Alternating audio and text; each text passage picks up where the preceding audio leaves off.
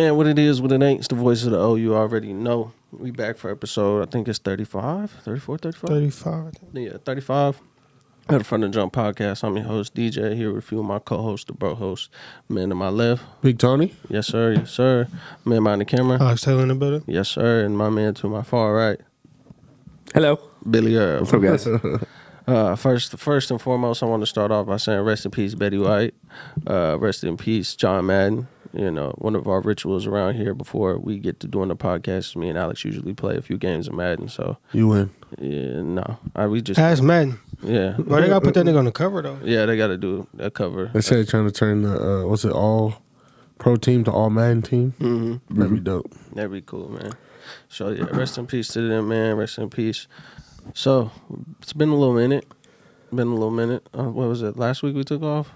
I think so. I think that's right. That's all last week. That's Oh yeah. Everybody wasn't feeling well. yeah. Everybody was a little bit down. Allergies, you know. all Will was that shit happy. going around. About what? The weather was cold. Oh, it's about time. Oh Yeah. god. God, I had my windows open. I walked outside and just shorts. Oh, 8 degrees. It was so great. The what? Yeah, it was perfect. You say even wasn't hoodies and sweats forever. Yes. That's great. Yep. This nigga a serial killer. Oh, yeah. Right. So we got a few bowl games going on. We had some OU shit going on. So that's what I want to touch on first because I feel like OU has a lot of stuff that transpired over the weekend. Shout out to Coach Bob Stoops for stepping in, coaching that game. But we're going to go to our OU insider and Billy Earl and see what he has to think about this game. What, the football? Yeah. Nobody cares. No, nigga. basketball. Women's basketball, top 25, number 23, shout out. Yeah, OU about basketball. time We they play give some Baylor love. tomorrow. We are going to lose. Bro. Nah, I would say bet, but I'm not. In the I don't best know mood. if y'all watch Baylor play, but They're number one in the country right now. yeah, they're pretty good. They're really good. Yeah, Baylor always used to Anyway, that team. football. Man, it is what it is. I didn't take a lot out of it. I wasn't going into it with high expectations, like, oh, this is where no, just it's a one night stand. It is what it is, and just go about your day. It was awesome, truly. Like it was really cool to see because it felt like a truly real goodbye farewell to Bob Stoops. Because 2016 we beat Auburn in the Sugar Bowl, and we're like, okay, cool, move on next season. What, a week or two later, it's like, hey, Bob Stoops retires. We're like, what? So. To be able to send them off properly, you know, that was really cool. To, you know, the visor pass off to Brett Venables, that was really awesome. So it was cool. Strange. It's almost like somebody in this podcast has been saying if OU would just run the ball, it would be so great. We had over 500 yards of offense, over 300 that came on the ground. That's bizarre. It's so weird. It also sucks too when your head coach is like checked out mid-season and doesn't really care about the, you know, the players or the, you know, where the program's going. So, You kind of saw it with like Spencer's regression this year, you know, and of course, you know, a lot of people were like, "Oh, get him out of here."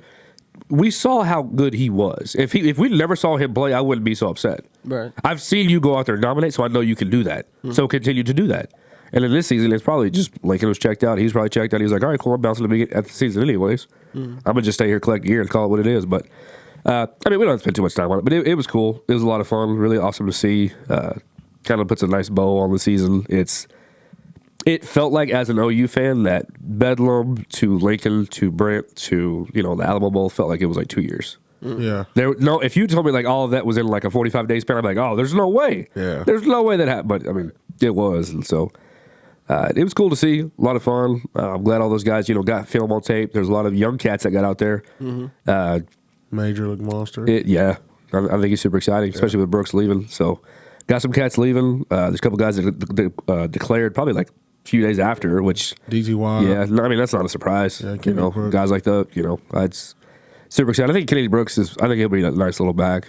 I don't know about a third down back, but just like one of those, you know, just Utility. do your job. Speaking of OU back, shout out to Ramondre killing it this last weekend. Goodness gracious. It was cool. Got a lot going on, you know, in the world of OU right now. So it was for just to pause and take a break on everything that had happened. It's really refreshing to go out there and watch it like that. So I loved it. I thought it was awesome. Oh, yeah. Big Tony? No, I just thought it was nice for them to win, look competitive, have fun. Yeah. You know, it looked like they had fun in almost a whole year. Basically. Yeah.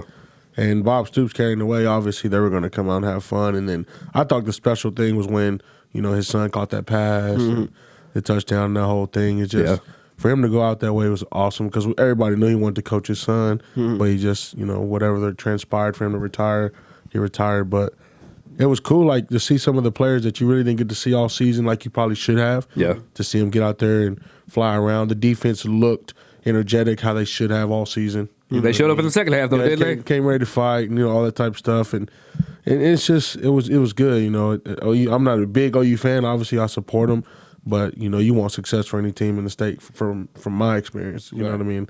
Oklahoma State's always my favorite team, but it was cool. Bob Stoops being there always brings back good memories. Oh yeah, and he's a very old fashioned guy with the new ways out of all the old guys. You know what I mean? I feel like he made that transition outside of Nick Saban to be new. And the way he makes OU football look how it's supposed to go. To hand it off to Venables in that manner, it's like, okay, this is how it's supposed to be, and now we just need to go from here. But yeah, it was good, man. I'm glad they won.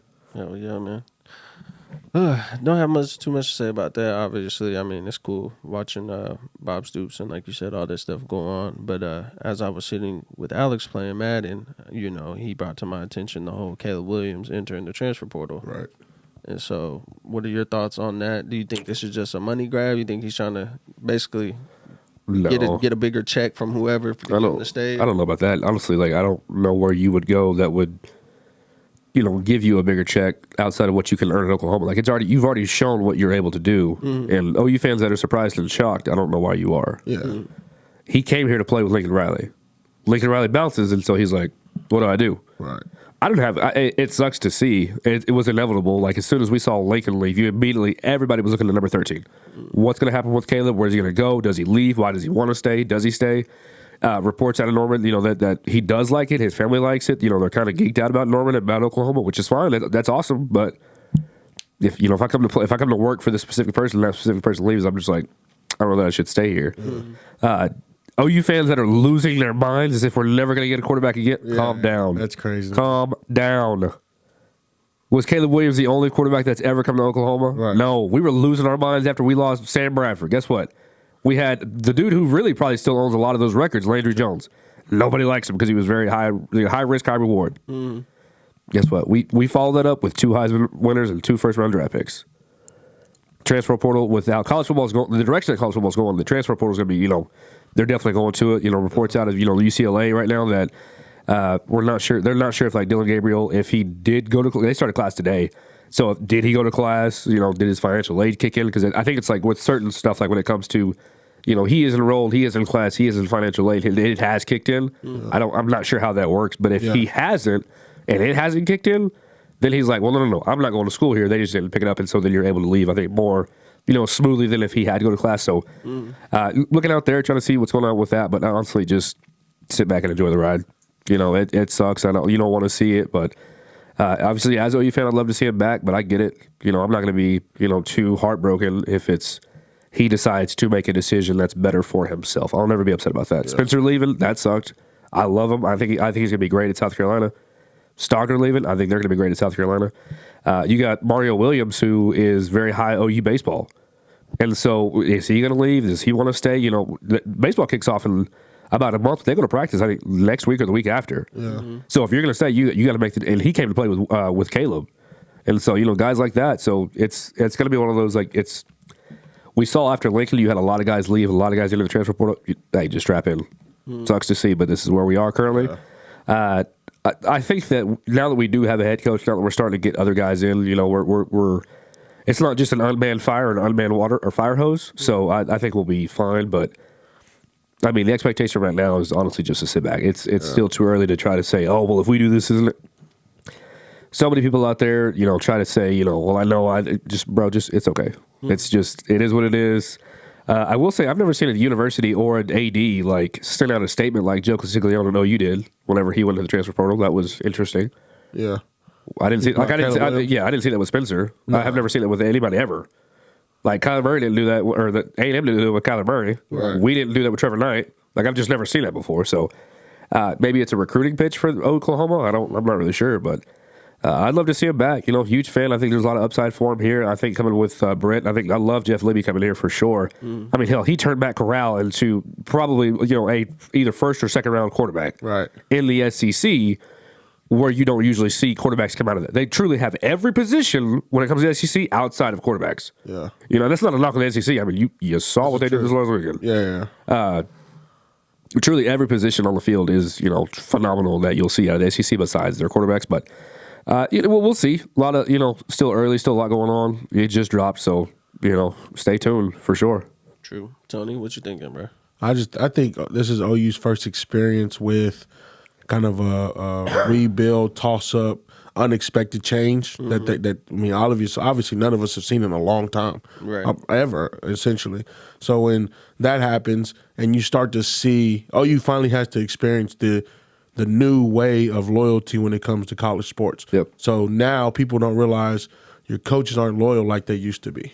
So when Lincoln leaves, Caleb's like, I came here for him. But in my mind, I'd look at it like, well, if you wasn't loyal to us and me, why I need to go be loyal to you? Yeah. Or y'all just had that relationship where like, hey, look, there's a possibility I could change. If I went somewhere, would you come with me? And that's the situation you're presented with new athletes. And so OU has to deal with that. Caleb has handled it, in my opinion, the most, the best way he possibly could by not just hopping in, leaving, kind of giving it some thought.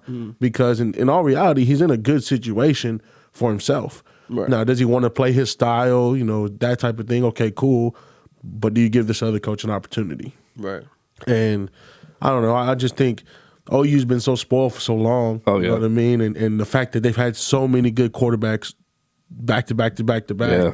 it's kind of hard from like they want a great quarterback right now. Well, you might be put in a rebuild situation kind of, sort of, right, for the next year or two. Right. And then everything will start coming to, and then everybody's like, oh, why'd you panic? Like realistic fans that understand that the change, they obviously still got good offensive linemen, good receivers. There's a lot of good pieces that they're going to use next year. They just got a 4-star running back. Like they're going to build. Yeah. If the only thing you're worried about is the quarterback, OU's known for building quarterbacks. So whoever they get in to come in the door, they're obviously going to have a good piece. It might not be the number one quarterback in the country, but the time's going to come. You know what I mean? But they got to understand, Oklahoma, we're very old-fashioned in a lot of things. Especially football. Things are changing, and this is one of the biggest changes. The coach left, and then you see how the athletes do. A lot of coaches don't leave in OU history. Yep. Right. So that's where you finally had to see it. So it's just, old people panicking kind of, sort of, you know what I mean? But the change is here, and they just got to adjust to it because by the looks of it, Venable's going to be here for a long time. Yeah. And then they'll be back to normal, be to the SEC, and then here we'll go from there. See, and that's where I'm at too, for sure. Like, you have a guy like Jeff Levy coming in, or Levy coming in. That's, you have stability at the head coach now. You got the OC coming in now.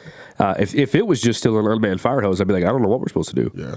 But honestly, I would rather try to find a new job before our lease is up than, our lease is up, so I don't have a job. Yeah. Guys, we're moving to the SEC anytime now. Oh, yeah. And I'm probably I'd be willing to bet the house and my kids and everything that it's not going to be in 2025. Nah. We're jumping to the SEC probably sooner rather than later. I would be very surprised if this upcoming season, the 2022, 2023, that's probably the last time that you might see OU. Big 12. And yeah, I think OU and Texas are jumping probably sooner rather than later. I could agree with that. And so you kind of want to, if this is going to rebuild, you might want to do it against a shitty conference like the Big 12 versus trying to go on the road to Auburn trying to figure this out. You got Georgia coming to Norman trying to figure it out because I don't know if you noticed, football a little different in the South like that. Yeah. And you ain't trying to figure this stuff out whenever you got these 4 or 5 stars, all on the D line. Everybody a 5-star. You don't have 1 3-star. No. This big boy football down here in the South. We're like, oh, okay. So in my personal opinion, if this is going to happen, it's got to happen now. Yeah. National championship is next week. Let's just get all this stuff rolling and let's kind of try to get a jump on the off season. So it sucks to see, like you said, OU fans aren't used to seeing this. OU fans, listen, you've been very, very spoiled for a long time. That is not how the lottery works. You don't win the Powerball a year later, then win Mega Millions, and then win $30,000 again in scratch-offs. Because that's what you did when you got Baker as a walk-on, then you got Kyler, then you got Jalen. That's not how that works ever. I've never seen that happen ever. You may have a guy like we got Colt McCoy, and then 6 years later we walked on, and now we got Casey Thompson, and we're rolling. You know what I'm saying? Yeah. That's usually about how that works. Right. You may have those position players that filter in like really quickly, like you see at Bama. It don't matter who they turn around and hand that football to, he's gonna go for $150 easy. Yeah. You see what I'm saying? Like running backs like that. You don't see a Kenyon Drake, a Mark Ingram, Trent Richardson, Derrick Henry. Those are phenomenal running backs and probably some of the best that ever touched that football in a crimson uniform. That's not how that works anywhere else. Yeah. But at Bama, it does. And they've been very, very lucky and very spoiled to do so. Yeah, but not anybody at quarterback. But exactly. Yeah. You see what I'm saying? So it's okay. I never thought about You that. just put the I'm telling, we had that last time we were here. I was like, listen, what quarterback do they don't have to have one. Honestly, like they went to a national championship with Jake Coker and Blake Sims. Who are they? Yeah. You know what I'm saying? So it sucks to see that now that you know, as an OU fan, you're used to seeing, you know, everybody, new head coach, he's in the transfer portal, or, you know, their DC just got fired. Oh, rape allegations coming out of there. So you didn't happen in Norman. Now that it is, we're like, whoa, wait, what? Take a breath. It's all right. It sucks, but we'll be fine. Like I look You'll at be it like this. Big 12 isn't the greatest. Oklahoma State going to come back different. Okay, so who knows Baylor, what happens with them? But OU has a chance again to go into it in a trial era to still win the conference. Yeah. So if they win the Big 12 in their first season as a coaching change, that's a great situation for Brett. Oh, yeah. Because then he can get his feet wet. You know, he can. Obviously, you're going to probably beat the Kansases. You know, now realistically how it's supposed to be done. So you got a trial era of how you want to get coaches done. Y'all can get a feel for what works, who does what well. Then you go to the SEC. That's way better than just going over there. Yep. And then you go over there, and he's a new coach. You got all these new coaches from here and there. This is a great trial situation for an OU fan, in my opinion. Absolutely. Because you could be like us, and you're dealing with Mike Gundy, and you know what's going to happen. You're either going to choke it off, essentially. That's just what it is, and that's just how the game goes. There's not much change in Oklahoma State. Like, our quarterback ain't been good in I don't know how long. Right. Mason Rudolph, I guess you can classify as our best quarterback in. Since Brandon Whedon. I would say probably Brandon Whedon. And Brandon Brandon the best one that they had, And obviously, he wasn't the greatest when he got to the NFL, but he did a good job for what he could do. Yeah. But Brandon Whedon or Kyler Murray. Right. You know what I mean? Like, the comparisons in quarterback ain't even there. But as an Old State fan, the one thing we care about is our stability with our coach. Yeah. And that's all OU has to get back to, and then to be rocking and rolling. But this, I mean, you couldn't ask for a better situation for Brett. That's true. The Big 12 is kind of weak at the bottom for sure. It's getting better at the top. But if everybody's leaving and so on and so forth, it's the time for them to win it again. Hush all the OU fans up. Yeah. Do your thing and then go from there. And there's that. Because say make the playoffs next year. Then Right, what? yeah, exactly. What do you say? There's that one, I can't think of his name, Chris something on Twitter, but he's a big, like, Texas fan. He's like one of the bigger, like, Texas guys that you'll see on Twitter. He's like, listen, not that I'm rooting for OU, but guys, calm down. Like, it sucks to see both your quarterbacks that you just had on the roster. One was a Heisman favorite in the transfer portal. Right. One you just had, almost taking you to the Big 12 championship in the transfer portal. Your down year, you went 11-2. The down year down south was 5-7. Yeah. It could be much worse. Right. Like, just chill out. Take a breath. You'll be all right. Yeah. So, real quick, do y'all think it's going to get a lot more interesting? Obviously, this is our first kind of year with the whole NIL transfer portal shit like that going on as far as like a full season has gone by. And so you're going to have these players like the Caleb Williams and all these other elite players, like I said earlier, like the money grab. Because obviously these kids are going to get paid a certain amount, but if you threaten the threat of a leaving may increase the value of what you may get from whatever university, and it might come from a bunch of different players. Like I said, if you get somebody that's going off in Florida, and then they're like, okay, well, you're either going to pay me this much, or I can go to Alabama or Georgia or these other places. You know what I'm saying? I might not get as much, but I'm gonna get a chance at winning the championship, or you pay me hella bread. You know what I'm saying? Touch on my couple of bit, my fault. My bad. But yeah. So what are y'all thinking about that as far as the future of the NIL situation and how players are going to kind of act whenever certain things like the transfer portal and different things like that come about? Because it's going to be a lot different. I think, like you said, the loyalty and stuff is definitely going to change because due to financial reasons and stuff like that. Can they outright offer a contract, or just like No. through endorsement it's deals not through other things It's not like he'll. So Like, you have to come with it to the table. Like, I have these endorsements that'll pay you this amount. from outside resources? yeah, because it used to be obviously like under the table. Now it's like, hey, we, Big Red Imports says that, they'll give you 2 cars, and if you come to Oklahoma. Also, we have Riverwood Casino that's, sponsored us, and we have Loves that sponsored us. They'll both write you a check for $25,000, for every 3 weeks or something. Now, do we know if something these crazy are like that. guaranteed and everything? Then we don't know I think specifics. it just all depends on what yeah. you sign. I think so too. It's all it's not very much like an NBA contract or NFL contract. I think it's just whatever's in their contract. Yeah. Yeah, because it's however weird they say because it. like in the NIL with Spencer's case, they like took the cars away. Yeah, he They just had handed to the give cars, back. but then they took them back. So I think it's just one of those things. But I feel like it's hard for college sports, and this is why the money thing for me shake things up a little bit because colleges I don't feel are built for the bargaining tools. Like I don't know if they have as much money as the NFL or they have much leeway to offer money like that because if you tell if a kid comes to me like, oh, this school said they'll pay me $200, I don't feel like that's fair to the head coach to have to bargain that. Like, that ain't his job to worry about you getting paid for whatever the situation may be. Now, is that something that's going to have to change for the whole situation? But then does that make it where some schools are going to get athletes that really would never get them? So say, Florida Atlantic, they can offer a kid $500. If he come here, he's a 5-star, and he's like, dude, I can go make that just playing for football for them, cool. Rather than just going to Bama like most kids do, battle their butts off, get their little money they get, and move forward. I don't know. It's the NIL I never knew it was going to come to that, like that type of bargaining tools. Because then you got an 18-year-old kid having a conversation with a coach like, I want to make $250. And that's why the NCAA did it the way they did it, so that way the coaches and like the universities don't have to worry about that. Yeah. So it's not necessarily like the universities. It's how much it is like the car dealerships. You have like the gas stations. You have all of these other businesses that are now tapped in. Beef jerky, Doritos, Dr. Pepper, all these endorsement deals that you have. So a place like Texas, that's why everybody was like trying to get on Dak. Well, make less because as a Dallas quarterback, the endorsement deals that he gets with a star on his helmet, dear God. Right. First of all, he's clearing 75 just off Dallas this year. I don't even want to know what his endorsement deals are. You see what I'm saying? Yeah. So if you go to Houston, Texas, it may be a little different. Now, obviously, with their quarterback, but it's a little different right now. So that's where that's exactly what you're that's where that comes into. Right. So if you go to obviously California, they have a ton of stuff out there. So what was that guy's name? I forgot his name already. The QB that was Malachi Nelson. So obviously, there's a lot of stuff out there that Oklahoma just can't. We don't have. Right. And there's no shame. It's not OU the university necessarily. It's just the state of Oklahoma. We don't have obviously nearly as much as what California can offer him. And so you have these car dealerships that don't want to go to Big Red or don't want to go to Seth Wadley. Or don't want to go over here where they're selling Impalas all day, right. or where they're selling Lamborghinis, yeah, exactly. Ferraris. Because I don't know about you, I ain't never seen a Lambo dealership ever in this state. No. You drive around you drive around Southern California, or so you're like, is that Rodeo? Yeah, that's Rodeo. You see what I'm saying? Like Gucci may offer like some volleyball girl like, hey, if you want some bags, we'll write you a check. Just make sure that you put Gucci on the side of your tweets and stuff like that.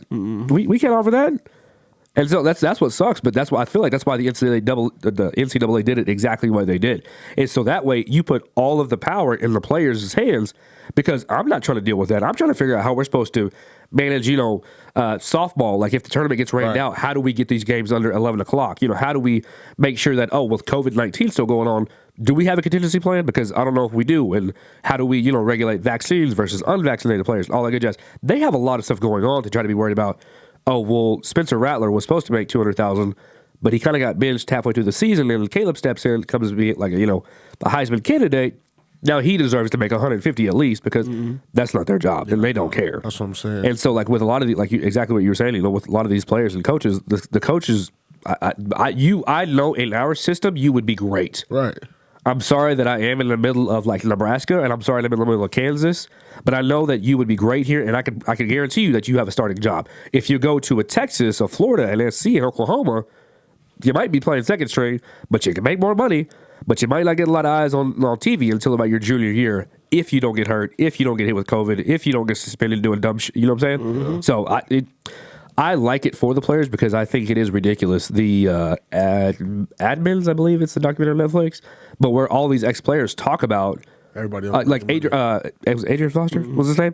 He was like, I used to go play at Tennessee, and I would run out on that field. There's 110,000 people there. Even if they just paid $1 per ticket, that's 110,000. I'm seeing none of that. So I'd go back to the locker room, change, shower, go back to my dorm. I'm trying to figure out what to eat. Right. And he's like, our head coach had to buy us pizza. That's NCAA violation. And I'm just like, see, that doesn't make sense to me. Yeah. With as much money as the March Madness tournament brings in, they bring in $500 million just in that tournament. Yeah.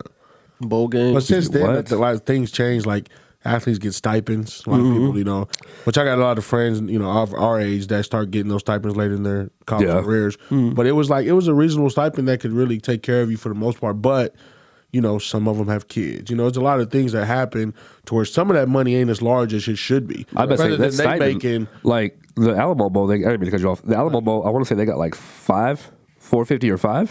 I want to say. 100? Yeah. Oh, okay. Which is great, but Yeah. how much did Bob Stoops just make? Right, They right, just yeah. threw $350 at him just to coach Yeah, one they game. try to do it to where, but then if you stipend it, every kid on the roster got to get the stipend. Exactly. So if a guy that's fifth string lineman, he get the same stipend as me, that's a lot of money stretched a long way. Yep. That's when the NIL's like, okay, you go tweet that. You go post this picture wearing my stuff. Yep. I'll write you this check for 10 bands. Yep. You know, You that's, can come eat here for free. yeah. Yep. But see, I think that's a lot of times where the players got to go and do it for themselves or someone brings it to them. But how do you approach it where, like, I have all these sponsors in order that if you do these things, you can get that sponsor. Oh, I promise you. What's crazy too is that everybody was like, "Oh, it's weird that all of these kids already had logos." No, it's not. Not at all. All of these deals that are just now getting done. Let me tell you something. This has been going on for a long time. Yeah. All the stuff that you start to see coming like, oh, he's paying players. Guess what? That's exactly what's going on with the NIL. Now it's just legal. Yeah, right. Same thing with weed now. Yeah. You know, all these dispensaries popping up. Oh, yeah, it's cool that I can grow weed now. You've been doing it. It's just now legal. You know what I'm saying?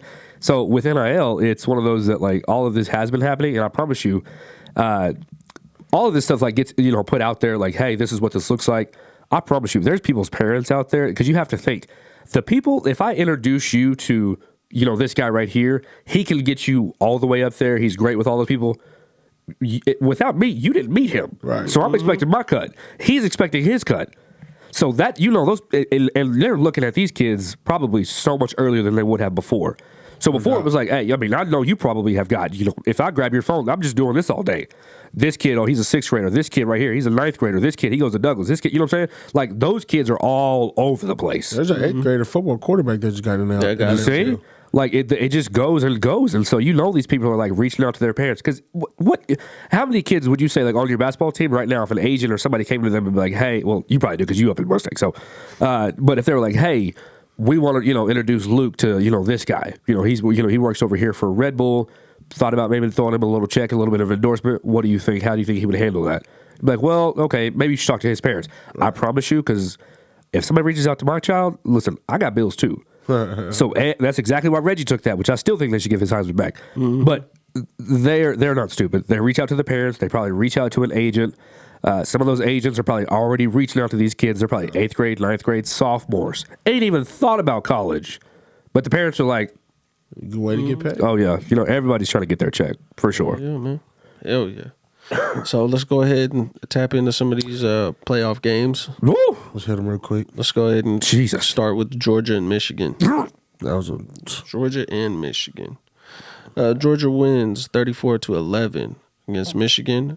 Let me go ahead and pull these stats up, man. Jesus. Ooh, Stetson Bennett attempted 30 passes, completed 20 for a total of 313 yards, an average of 10.4 yards of completion, with 3 touchdowns, no interceptions. If you'd have told me that Stetson Bennett was going to throw the ball 30 times against Michigan, I'm telling you that they lose. I'm sorry. I'm still not buying Georgia's offense. But can anybody tell me what happened to Michigan? Did y'all see that? First of all, I've never seen a beat down as far as like just O-line just completely got blown off the ball. Cade McNamara had 0 time to do anything the entire game. You can't run the ball. I don't. Also, too. what do you expect to do?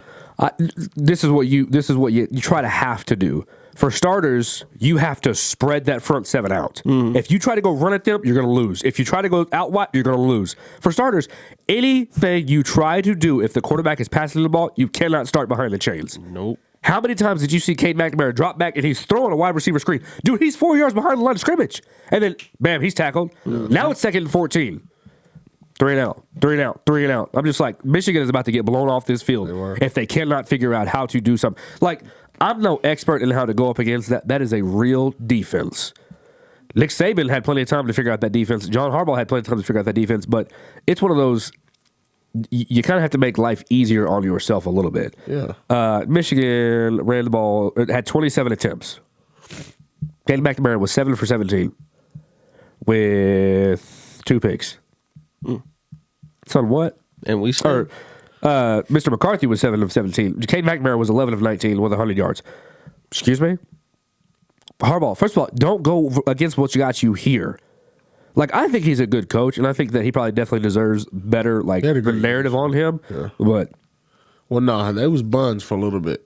Michigan was up and down. I mean, it took a little bit to get better, but I don't. It just like is the Big Ten like as good as we thought, or there's so many questions about all of that. But I didn't mean to cut you off when you were reading stats, but I thought about that. My immediately. issue is you just watched Nick Saban expose them for the first time all season. Legitimately expose them, made them look worse than they've looked all season. I'm not going to say copycat, but take the pieces out of that made them successful. You're not the same team. That's understandable. Yes. Absolutely. But what did they do? Now, did Georgia come prepared differently? Probably. Were they probably on fire because they lost to Bama? Absolutely. Oh, yeah, they were pissed off. You know, and so all that plays its factors. But you're watching that game like, Harbaugh, you ain't made these calls all season. Like, why in this game when it all matters, lose or go home, you just decide to not nut up, but be different. Make them stop what you did good all year first before you go be different. And you saw even on like the last touchdown drive, like when they finally scored really late. First of all, why are you hype? Like, don't get up talking noise. I can't stand. I couldn't be a coach with that. Like, we're down 34-3. You score a touchdown, and you all over here talking about hush. Who you hushing? You finna be on the bus. They finna go back to Georgia Facts. to get ready for the national championship. Who you talking to? I wouldn't be able to do well with that. I cut him. Man, bugging. Georgia just played. First of all, what sucks for Michigan is that they did just play Alabama, and Georgia was like, we want them again. Which, for starters, Georgia and Michigan should be playing together in the first place. Oh, that shouldn't even have happened. Who should have been? It should have been Bama, Georgia, Cincy, Michigan. But we're talking about the SEC. Whatever. And that's not to say like you wouldn't still like have around the same outcome if for the national championship it's Bama, Cincy, or Georgia, Michigan. But I don't know what to tell you. The SEC is just different in football. Like, it's real. It is what it is. Sorry about you. If we would have had to see Bama, like Georgia, it sucks. Cincy or Michigan. That's what I'm saying. Be the worst. And see, and you would tell you who else lost that? The TV ratings, the ESPN, everybody, because it doesn't sell. Exactly. But what does sell is Georgia and Alabama. I'm gonna lock in. Which is dumb. Which is dumb. I Because agree. you do it off of like TV ratings and hype as opposed to how it should actually be. Should actually go. But my thing is, think about that. If one of them play Cincy, obviously That's how the playoffs go. Then expand the playoffs because that's exactly what happened whenever you're like, hey, because when you didn't have a playoff, it was Bama and Notre Dame. Bama blew the brakes off of Notre Dame. So you think Bama should have been 4? No, Bama should have been 1. Georgia should have been okay, 4. Right. Yeah, you lose as a number 1 team. You drop. To 4? What do you want to drop to? I was. Yeah, you got to drop. Sorry about you. Like, you can't lose that late because if OU was the number 1 team and we lose that late, I promise you we're dropping to 4. Like, nobody else does that. So it's just whatever. To say that there's not an SEC bias is a little bit ridiculous, dude. There's SEC fans going crazy There is SEC bias. with how all of this turned out. There's Tennessee fans going berserk, Arkansas fans are going berserk, Vanderbilt fans are going berserk. They're like, this is ridiculous. We're starting to see what you guys are talking about. It sucks and it's stupid, but it's all about the almighty dollar, so it is what it is. But whatever. Enough about that tangent. Yeah, You're good. you have to. First of all, you come in there with a game plan, and as soon as that front seven starts to punch you in the mouth, as bad as they did, you got to adjust. You got to get the ball out quick. You got to when you are doing stuff, you have to make sure you cannot start behind the chains. Beat the shit out of them. That was. I mean, it was just bad. First of all, the hits that they were putting on Michigan, I was like, some of these kids just died. Michigan is like they wanted to be there, or not wanted, should be. Like they should. They look like they should have not been there. That's bad. And they had played well a lot, all year. I mean, you saw they just did Ohio State. That's what I'm saying. I'm just like, bro. All right, let's do it. This was a game that I was looking forward to, and I was like, oh, I legit was like Michigan could possibly give Georgia a run for their money because how Bama did them. Nah. I mean, defense couldn't get off the field. When you keep putting that Michigan defense back on the field, as bad as Stetson Bennett is, I've been the first one saying he's not great. He's taken a lot of criticisms over this entire season because Georgia is in this position because of their defense. Absolutely. There's been games all season. I'm just like, what's the score? It's the third quarter. Anybody see this? They're like, yeah. And all of a sudden, you see Georgia pick 6, Georgia fumble recovery, Georgia block punt. I'm like, well, that's the game then. All right, cool. Right. Like Stetson Bennett, I think he's a decent quarterback. I'm not really a big fan of JT Daniels either, but Stetson has taken the criticism, and rightfully so, because he has not played great at times where he should look better, especially being the number 1 team in the country. Yeah. But, poor Michigan, it was just bad. Like, that is truly what it looked like whenever you line up, you pin your ears back, and you knock the shit out of the person right in front of you. Like, that's what happened. If the offense can't get going and you go 3 and out at least 3 or 4 times to get to SEC, you're going to lose that game. Yeah. If you put your defense back on the field, they are exhausted, they can't catch a break. And you have them. You see how big these dudes are? That's what I'm saying. OU fans, you want to make sure you get your straight before you go over there. Yeah. Listen, I don't like the SEC, and I don't get why all of us chants the SEC. Who cares about your conference? Like, that's great. Yes, you're great. You're great. We won the Big 12 6 straight years. I've never was out there. Big 12, that's just so dumb. Right. The SEC is the only one that does that, and it's just so dumb. But regardless of how I feel about the chant, about the conference, football's real down there. Yeah. It is what it is. OSU's defense was number 3 in the country, and their defensive line did not look like Georgia's. You see what I'm saying? Like it, that's just what, front 7 did not. It was real. Like Georgia was real. Bama was real. It's. I don't know what to tell you. I mean, of course, like the bowl games didn't like really look all that great, but there was just the top 2 that were there were the top 2 for a reason. You know what I mean? Like the Bama and Georgia were at the top all year, and then they go out there and show it. And I'm just like. I mean, I'm sorry, that sucks for Michigan. I hate to see it for Harbaugh to get beat that bad. I expect, I didn't think that Michigan would go and just dominate the way they did against Ohio State. I was like, that defense is way too good. If you keep going 3 and out, you're going to get beat. They kept going 3 and out, and I was like, all right, cool. And Cade just had 0 time. Yeah, he expected to sit back there like he did against Ohio State, and they expected to run the ball like that. Different team. They ran into a wall. Different team. Yeah, average 3.4 yards a carry. You see what I'm saying? There's just nothing there. And then only threw the ball. One quarterback threw it 17 times. The other quarterback only threw it 19 times. So it's just like, there's no way. And those passes were not anything that they weren't. It's like it's 3rd and 8, and you're throwing the ball 4 yards down the field. Boring. And 1, you don't have time. But 2, you're running routes that are just not beneficial or going to help your team out at all. You're playing behind the chains every single down. The second half, that's all they did. And that's when Georgia blew it open. I'm just like... If it's 1st and 10, if you throw the ball 7 yards behind the line of scrimmage and he gets tackled, and it's 2nd and 14. Right. Well, this is great. Now you're putting it. Nope, holding 2nd and 24, dude. It sucks for Michigan, but that's Georgia football for you. I'm sorry about you. Yeah, it's a different type, man. Dudes are real.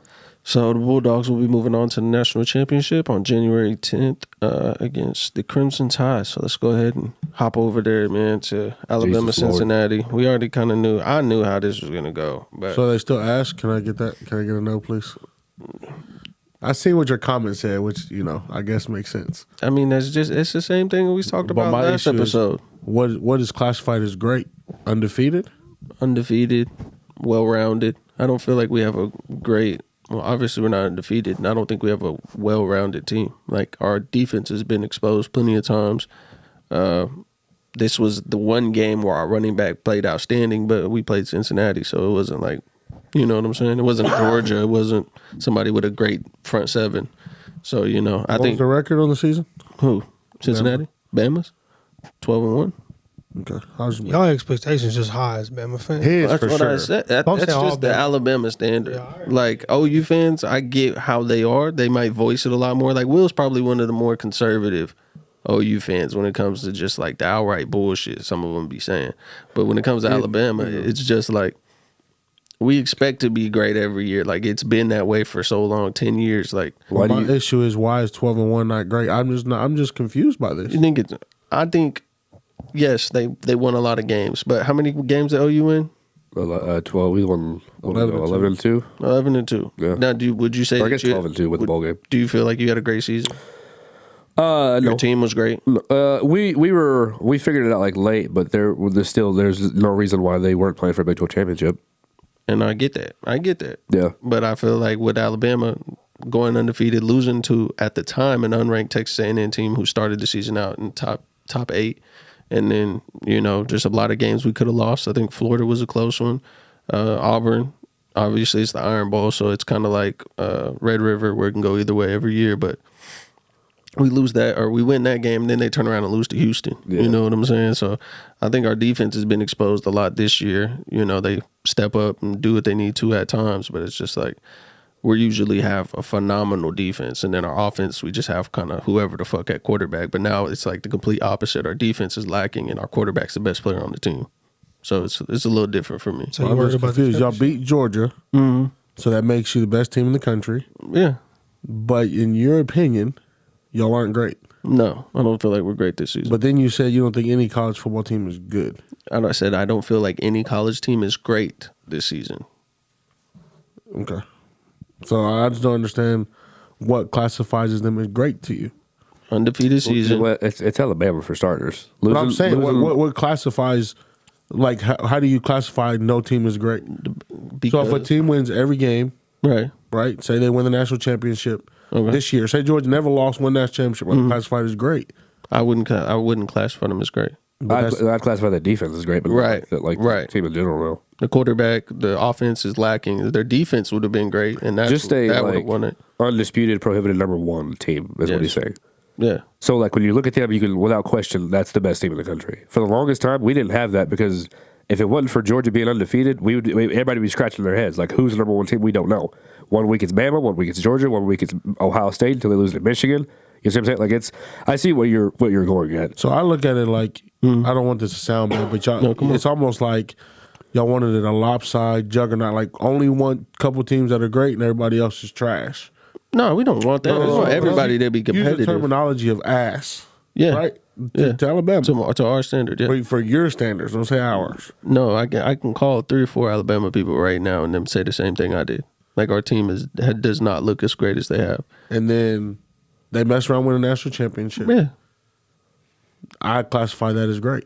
I understand that. But if you're playing a weak schedule or like they always do college football, okay, whatever. We still go to the college football playoff and play the top teams and still win those games. But my thing is, I think this is a weak year for college football. I would agree. But didn't we say that about all sports too, low key this year? But they said like it's weak. up in the air. I look at it as a more complete competition because there's not a Golden State Warriors and everybody else. Mm-hmm. You know what I mean? I feel like for a while there, you knew what was going to happen. Mm-hmm. Bama was going to make it. Clemson was going to make it. It was just a boom, boom, boom teams. Mm-hmm. Now it's like we don't know what could possibly happen. Right. Is that better or worse? Right. I wouldn't say that. And so, in my opinion, a lot of teams were younger. Mm-hmm. Changes. Alabama had a bunch of new players, so on and so forth. So this is probably the first time, I guess you could say, Alabama just didn't have a bunch of guys that you were like, these are the top dogs. Right. So that's why I was like, oh, this is different for us. Mm-hmm. You know, obviously they're going to be less experienced, so on and so forth. So maybe down, but I'm like, we're not giving these cats credit for doing what they did in the situation they're presented with. No, okay. Let me change it. I give them credit for what they've been able to accomplish.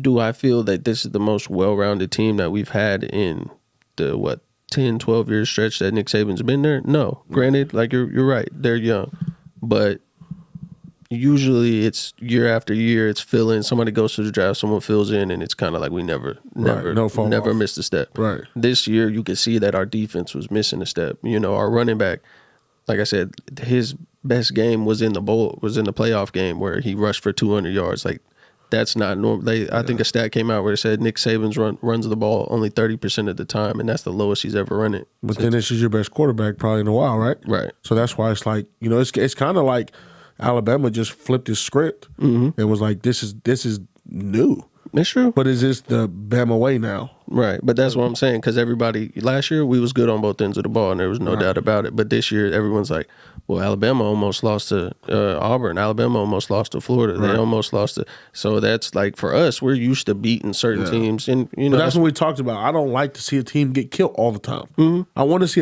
somebody compete with Bama finally. Right. Like, let's have a game where they win by 7, they win by 3. Mm-hmm. That's more enjoyable for me to watch. But then that also gives me a feel like maybe other teams are getting more competitive to where they can compete with Alabama rather than looking at their schedule like, oh, they're pathetic. Right. And I get that. So, like, okay, this is my thing. Like, I like when Ohio State is good. Like, that whole Ezekiel Elliott run, like, that team that they had, that was a national championship-looking team. You know, who else? The Trevor Lawrence Clemson teams, Deshaun Watson Clemson teams. Right. You know, the Bakers, the Kylers, all those at OU, those dominant four. Like, that's what I like to see to get prepared for the playoffs, because you know, like, those games are going to be good. Like, it's not going to be those 50 or something. Like, you're going to see it's going to come down to that 1 or 2 plays. Like, I don't want to see somebody in a weak conference go 13-0 and then. Like Cincy. Yeah. And then you see these playoff games. Like Michigan, I believe Michigan had a chance. I didn't think they were going to get done like that. But then you go and you play those teams. And then, like you said, if we would have Georgia and Alabama play in the first round and then they go play in the national championship, and it's just like, who wants to watch that game? You know what I'm saying? Yeah. So that's why I like seeing 4 or 5 dominant teams, because you know 4 out of those 5 is going to make it to the national championship, and it's going to be a game worth watching. I just guess the your expectations are so high that it's just like, for me, unreasonable. Like, not unreasonable, but I can't imagine it being that high because I'm like, we're talking about, college football. Anything can happen anytime. You obviously got the greatest coach. It's almost like being a Spurs fan back in the day. Lakers fan when Kobe and Shaq was there. Right. I've been a Dallas fan for a long time. My expectation of Dallas fans is not high. Why are the expectations different? Because I just look at it like I could never put Dallas on a pedestal like, oh, they're like New England at one point. If you didn't win a championship, people were like, this was a down year for New England. Bam. It's not expected. It's not normal to win a championship every single season. But some people's expectation is that. But in the history of the game, that's never been a thing. Like I was just arguing with somebody about LeBron James the other day. He made it to the championship 10 times. 10 times. That's unnormal. Insane. Yeah. It is. It's unnormal. Was it 7 straight, 8 straight? That's not normal. And he won 4. And they're like, so you're giving another individual more credit for making it 6 times and winning. Exactly. But he couldn't make it 10 times. Yep. Right. So I look at it like, everybody's expectations is different. Like Jordan's expectations is different than LeBron's. They cool with Jordan's 6. Yeah. But they not cool with LeBron's 10. Right. Because he didn't win all 10. Nobody's won all 10. Yeah. So that's Will why Chamberlain. I can't have expectations because I am a Shaq fan. My expectations was every time he played, I was expecting his team to win. Yeah, that didn't work out. He got hurt, so on and so forth. Dallas fan, I've been alive 28 years. We sucked 25 of them. Right. But You see what I'm saying? But if you go with the ahead. question, sorry, I didn't mean to interrupt. No, The go question ahead. I was at first off, breaking news out of Oklahoma. Dylan Gabriel flipped his transfer from UCLA to Oklahoma. Okay. Wow. That's what I've been looking at. That's awesome. Told you, take patience. Nice. Calm down on you fans. Yeah, just take a breath. Go to Starbucks. Sorry, there's a lot going on. Sorry. Go ahead. The reason why he has it is because Alabama has championships every year. Like that's why like that expectation is for Bama to they have be up how there. many in the last 10? 6. 6, man, and they're In total in history? No, they have How 18. many? 18? Okay. yeah, it's you. Something it's through the roof, That is and that's just what they do. Not only are they at the top, they compete for the national championship in the college football playoffs, but they win the national championship, and they're sending people to the draft in the first round. Right. So in the Nick Saban era, this is what's been set in stone. This is what you do. That's why he's yelling at guys when it's 52-3 against Mercer. And so, not to get on a Bama rant here, but with DJ's point, he is saying, kind of like how I say with like OU, there's zero reason why we're down against Kansas at halftime. Right. Now, I agree. I do understand and completely see what you're saying as far as like, it's more enjoyable for me to watch a game if it's like, oh, dude, it's 27-24 right here with a quarter and a half left. Let's do it, for sure. Where if I turn the channel and it's 52-3, I'm not going to sit and watch that unless I'm a fan of that team. Yeah. But for DJ and Bama, you basically you kill a gnat with a sledgehammer. There's zero reason why Bama should have beaten Florida with Emory Jones at quarterback by 2 points. That's true. Florida was bad. Florida was bad. They fired their head coach. They were so bad they fired their head coach mid-season. Ours at least waited until the season was over to leave. Yeah. They fired theirs mid-season. Like they're bad. Tennessee, there's no reason why Bama should have been hanging around with Tennessee for as long as they would. Tennessee just lost to Purdue in a bowl game. Excuse me? Yeah. You see what I'm saying? So like that's where like OU and for OU, like there's no reason for us. The expectation is set that we run the Big 12. The Big 12 runs through Norman, Oklahoma, and I don't care what anybody has to say. That's fair. We'll go through Texas. We'll go through OSU. We'll go through Baylor, K-State. Doesn't matter. That's what we do. We have 50 conference championships. There's not another team that's close. We put people in the NFL, maybe not a quarterback, but that's what it happens in Oklahoma. If we had maybe a national championship in the last, I'd say 10 years, the expectation would be different. Where I kind of see where the two of you are kind of splitting at is OU fans are, like you said earlier in the year, are similar to Dallas fans because they have the expectations also like Alabama fans. Alabama has banners to hang to back all that up. That's why they have that expectations. Oklahoma has got to get better somewhere. The standard, the mindset, something has to change because I think our talent is good enough to be in the college football playoff. Facts. We're still missing something. Yeah. There's that we're still off a little bit. Usually defense. Yes. That's about it. And no pun intended, in our defense, we play really good teams. We get stuck playing really, really good teams. Yeah. We played our first time, we played Deshaun Watson. Mm-hmm. Oh, well, I was like, well, okay, cool. Right. The second time, we played. There's no reason we shouldn't have beat Georgia. That's inexcusable. I'll fight with anybody. Yeah, there's no reason. 31-17 coming out of halftime, and you're up a touchdown, with less than a minute left and we go to overtime? That's okay. All right. I don't really count this year, but when we lost to LSU in the Peach Bowl.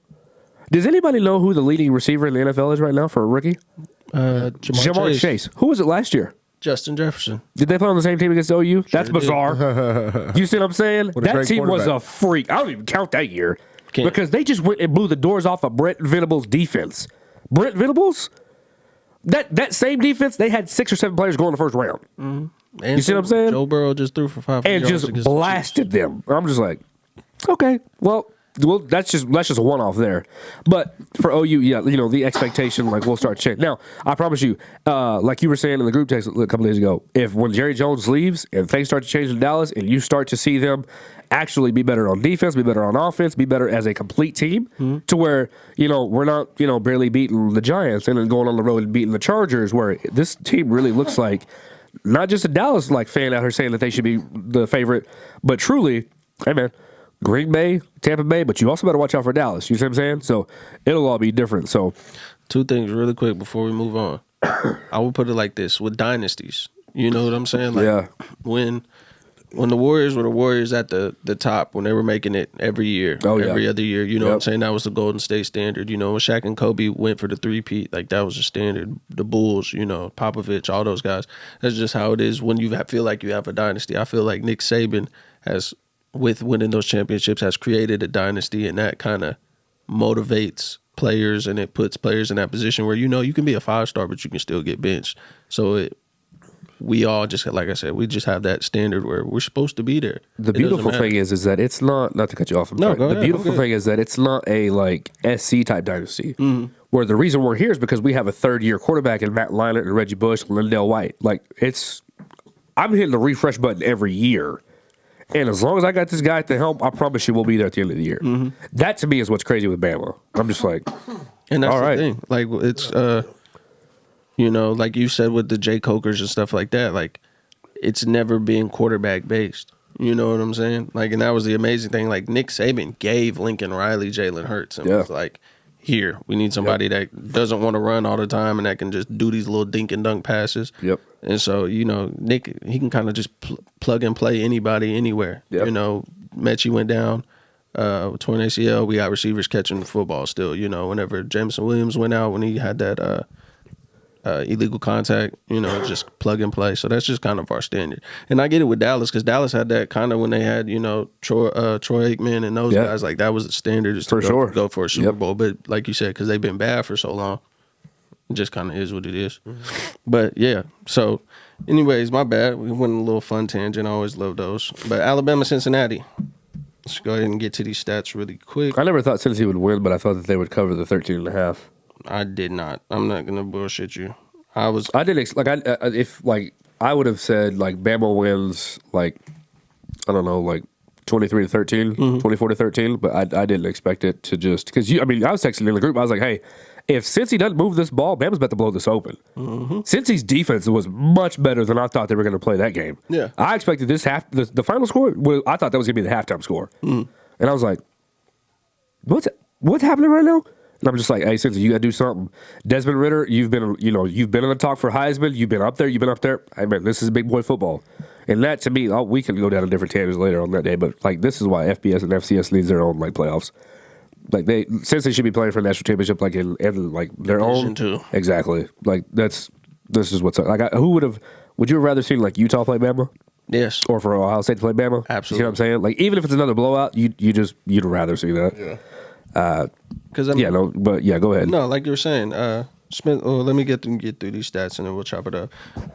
Ridder threw 32 passes, completed 17 for a total of 144 yards, an average of 4.5 yards of completion, 0 touchdowns, 0 interceptions. Ford, former Alabama running back, had 15 carries for 77 yards for an average of 5.1 yards carry. No touchdowns. Nobody scored a touchdown for Cincinnati. 2 field goals. Let's go to the other side of the ball with Mr. Bryce Young, the Heisman Trophy winner. He had 28 attempts, 17 completions, a total of 181 yards, 6.5 yards of completion, 3 touchdowns, and 1 interception.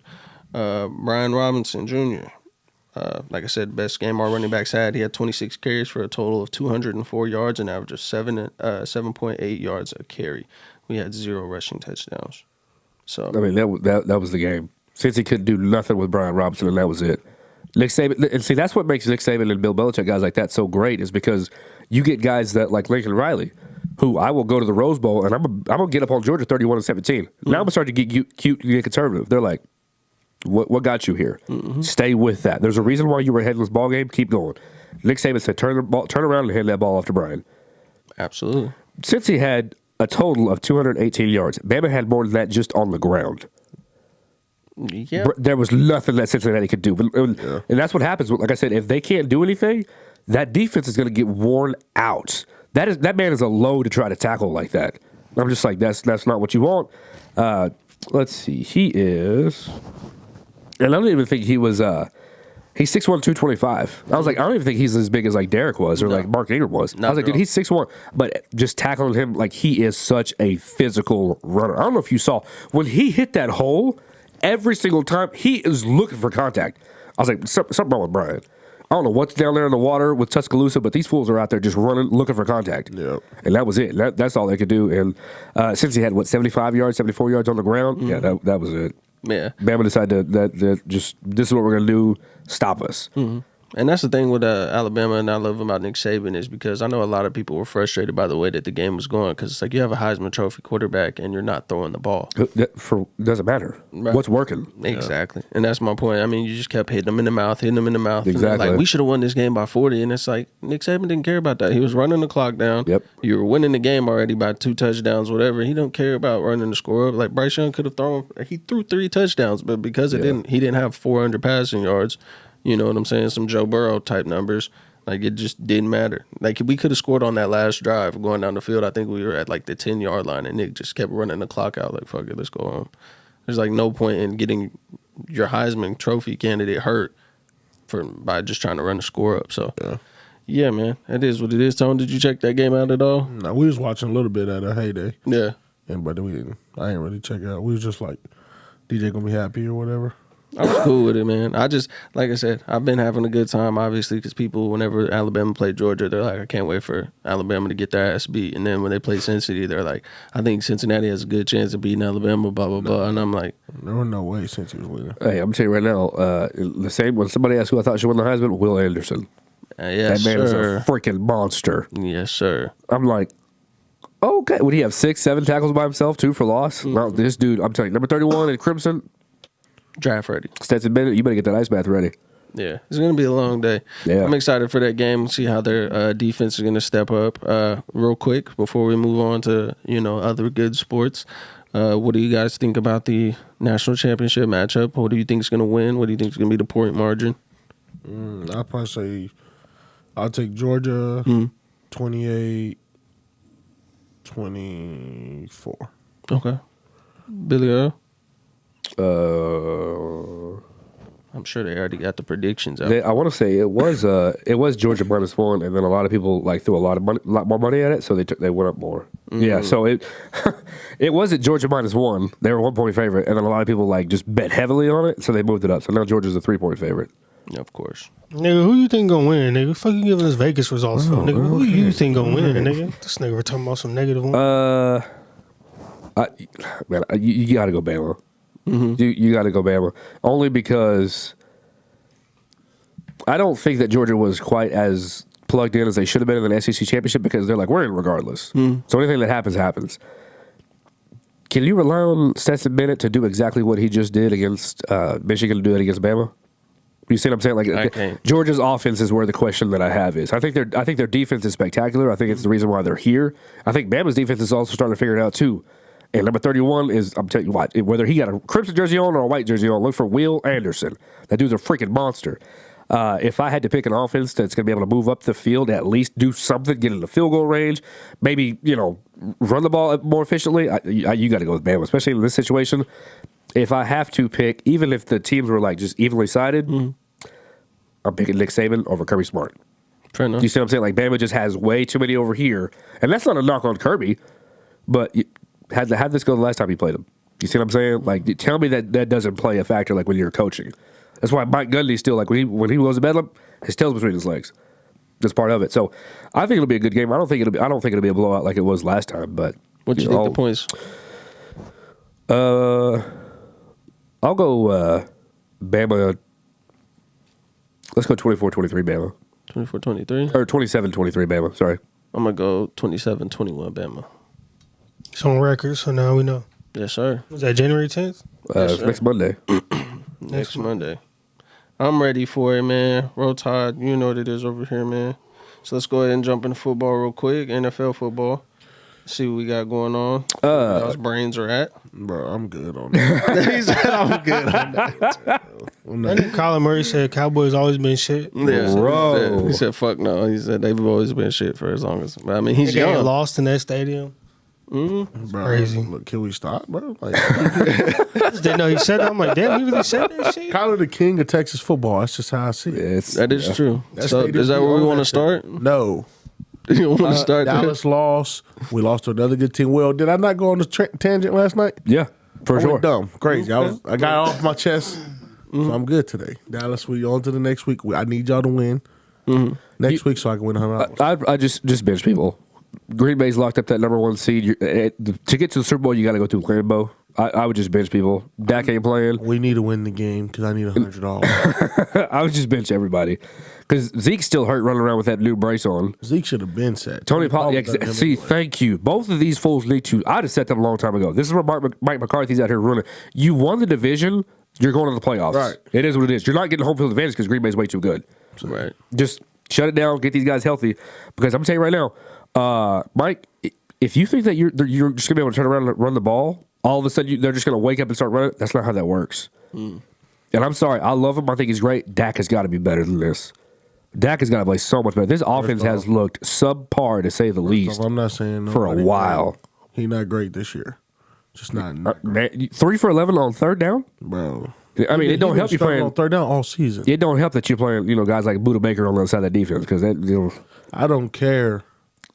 that Get it was paid just that bad, amount of man. money. I want you to run on third downs. Get whatever you got to do. Break the ankle again. Do whatever you got to do. Nigga still better than Tony Romo. There were 17 carries total between Dak, Zeke, and Tony Pollard the entire game. And you're not throwing the ball to Amari, which frustrates me. And let's go ahead and talk about it. Let's talk about it. Mine's about to too. Let's talk about it. Gallup, okay? I've been complaining about him all season. Well, since we're on it, I'm going to get on it then. Gallup, I've been complaining about him all season. I didn't know he tore his ACL. I didn't know that. That's terrible. That's super rude. So he did. And now he's out for the rest of the year. We'll say we need to re-sign him. It's all bad. This is how I see Dallas for right now. Like I said last night, this is the first time since I've been alive that I can remember that our defense is really good. Like linebackers, corners, defensive linemen, safeties, like we're all actually pretty decent. What about Leighton Vander Esch with 10 tackles? Well, he All over the knew place. he knew what time it was because Mike could go ahead and about to play by himself. So Yep. then we got all these skill players like Dallas always does on offense for some strange reason. But we don't throw it to Amari. Yeah. We don't give it to Zeke. And we trust Dak to throw it too much. What's that record that y'all have? How many games y'all win whenever y'all run the ball? How many more times 4. can you pass it? Or no, it's 4 games. With 4 Kinda games like less than OU. 100 yards, you're 1 and Realistically, 3. It's kind of like OU. Yeah. Run the ball, you're probably going to win. And it doesn't help that, okay, Zeke got hurt, cool. Tony Pollard was playing better than him at that time. Yeah, Preach. And I don't know why coaching doesn't see that. Just bench him. Zeke is not healthy. Zeke has not been a good running back in the last 2 We years. can risk, with our division being so bad, Thank you. Zeke not to play. You got 6 games where you can bench these dudes. Legitimately, you're going Yes. to win all 6 most likely. Yep. You can, honestly, we might be able to win with, who our backup quarterback? Cooper Rush. is Cooper buns. Rush. Yeah. He almost beat a team this year. They almost beat Minnesota, right? Or did they beat Minnesota? We beat Minnesota, yeah. Yeah. See, see what I'm saying? And so we haven't beat a good team all season, realistically. At the time, if you go off of records, except the Rams, Right. which was early. Chargers. Or Chargers, you're right, Chargers. Yeah. We lost to Tampa, reasonable. First game of the year, Tom B coming back, championship, Championship. all that, blah, blah, blah. We Yep. gave him a game, though. Yep. Yeah. Gave us hope. We turned around, beat the Chargers, whatever. When we lost to the man's team across the way, I was like, it's going downhill fast. Yeah. That's how that's how it felt. Shit. Yeah. Get it off your chest. Bro, son. But What? I'm just saying, like, let it out, bro. but I don't know, bro. Just I'm so frustrated. Jerry Jones, I don't know if you noticed what I said about who he need to go visit, but he need to go visit somebody that's not has to do with football. You need to just go on vacation somewhere, be old, do your thing. Let this football thing change for once. Yeah. Because Trade you're Dak. making it hard for me. I'm about to be 30. You say trade Dak. Trade Dak for what's his name? For Aaron who? Rodgers. For who? A-Rod going to Denver. I know, but take if he wants Russell to get Wilson. out, I'll take Russell Wilson. that would be great. My wife would be a Cowboys fan. If Russell, wherever Russell goes, she gonna be a fan. I've called her like 5 different times trying to buy a Russell Wilson jersey. Stay over there because we don't need no 6'4" being fans. Right now. My dad owned a 6'4" guy and never been a fan, and he called me the other day. Said, "You see this bullshit?" Hung the phone up. See what I'm saying? And so it's just Dallas fans. I'm telling you, for us, our expectations can't be too high because until we beat good teams that are playoff caliber teams, winning the playoffs, why are our You beat the expectations so Patriots? high? Okay, In New England, what does that matter? they were the number 1 seed in the AFC for like 2 weeks. Not when we played them. I feel like they were close. They had just when we beat them. That's when they start going beat everybody we play. Right after we beat them, they just start running through the rest of the league. That's true. And at that time, I think they were like had a losing record when we played them. Probably. And I want to bet on that game, but I'm just saying it's like Dallas fans don't get it. Why are we saying championship when a lot of us that are fans right now, under 30, has never seen it. Right. Yeah. And that's was my. And so, like, that's why as Dallas fan, I'm not going to say nothing about no championships. We won our division. I'm hoorahing for that. Right. Then we go to playoffs. If we win the first game, I might drink. I ain't drinking 4 months. If the playoffs started today, you know who they play? Green Bay. No. Right? Who is it? They play Arizona. Okay, And rematch. then if it's in, where's it at? It'd be in Dallas. It'd be, yeah. We lost. We lost. We shouldn't even show up. Now, if we get to play Green Bay, we got to get them back for what happened with them. Well, you have to win your first game if you're Because it gonna was win a Green Bay. catch. I don't care what nobody say. It was In a this catch. league nowadays, it's definitely a catch. That's true. Did Dez catch? Yes. Yeah. Yeah, I don't even know. I don't understand how that shouldn't even be debatable. That was, Right. yeah, that But was so, good. say we play Arizona, we're going to lose. Why you say it like that, bro? What do you mean? Because y'all, I think you're like you have home field advantage. I feel like Yeah. this year. In what way? Kyler's coming back. He do. Right. He's going to have more fans on his side from our state come to support him. This is true. That is true. This is true. And then, once again, his record says 8-0, Yeah. Yeah. 9-0 in the building, no matter what stage he's playing. I bet you if he put middle school in there, it'd probably be some more wins. That's probably true. That's So that's just how I see it. I pray right now on camera that we don't play the Cardinals first round. That'd be great. But if we do, I'm just not going to watch the game. I'm going to fold up all my Dallas stuff, and I'm going to put it away for for next year. There it is. Okay. Some of these games I didn't care too much about, but I guess we'll touch on it. First off, I didn't realize what hoodie you were wearing. That's freaking awesome for starters. King right there, baby. Yeah. Big Kobe fan. Are we going to talk about the elephant in the room Where's it at? up in New Jersey? Kyrie? No, football. The Jets, the Buccaneers. About how they almost beat Tommy B. No, Antonio Brown. Oh, Antonio Brown. Oh, that's just. I don't know, bro. You see what happened? What? They say he claimed he thought he was hurt. So did y'all hear that? Yeah, He claimed Jake what? Glazer. So, yeah, so he thought he would say he said he was hurt, but the trainer was like, "Bro, you're not hurt." So they tried to make him play, and he was like, "Look, I know I'm not good. Like I'm not playing." They're like, "If you're not going to play when we tell you to play, you're done." So he took got the shit done. off? Get out of here. I'm out of That's what here. happened. have you ever seen anything like that ever? Never. Only person that would ever do it is him. That's true. They try to That's compare Terrell Owens to that. He played the Super Bowl with a broken leg. I was like, who? son. What? No. Antonio No. Brown, I don't know his mental state. I don't know if that's has anything to do with it. But obviously, in the last few seasons or whatever the situation is, he's had some ruffles going on in his life that causes some friction. If that's how that transpired, okay, that's different. So you can. A lot of people say, "Oh, he's mentally unstable," blah blah blah, whatever. And I'm like, yeah. But when Tom B came out and said, "Be empathetic to the situation," so on and so forth. Okay, obviously, there's a little more to it that we don't know. Right. There's got to be something going on upstairs. And I want him to get all the help that he needs because He dropped a rap song. Yeah, 30 minutes that's- later. it was a rollout. I don't understand what you see what I'm saying. It's just I'm not. As a fan of football, like it sucks to see. But when it comes to like mental health, like it's. I feel like mental health has always been an issue, but it's just now starting to be brought into the light. Like, hey, this is the problem. Yeah. If you can't diagnose, like, what, oh, well, he seems to be fine. His legs seem to be fine. No. He is not okay up here. That's what the issue is.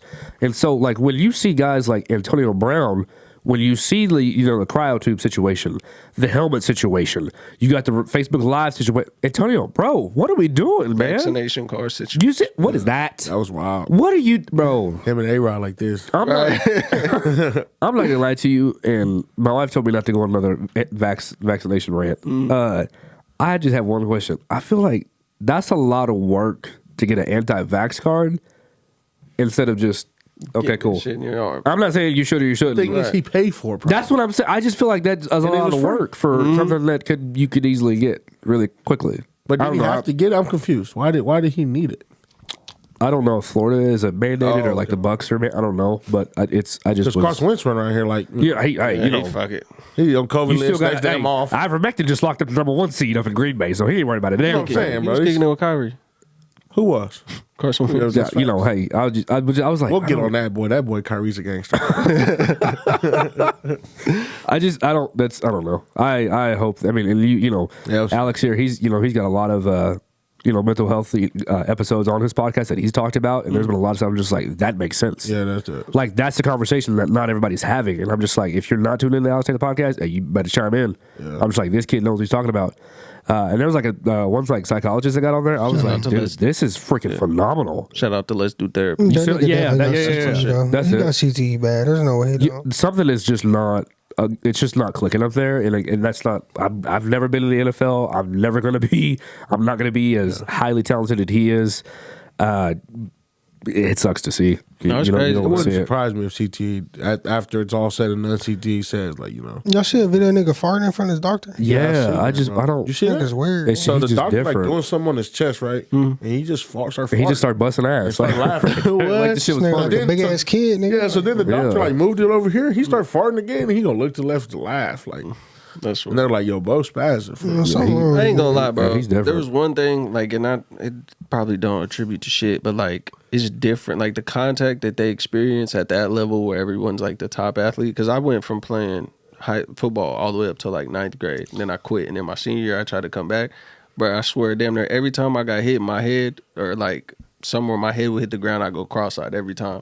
So And that's that what's shit- wrong with you. And that shit This never shit- happened. Oh, okay. Fucking Fuck with you. But no, like that shit never happened to me my entire football career, and it made me not want to go play football later. So I can only imagine getting hit by someone like, TJ Watt, Myles Garrett, Michael Parsons. Yeah, full speed. Yeah, it's just. I'm telling you, I used to hate it.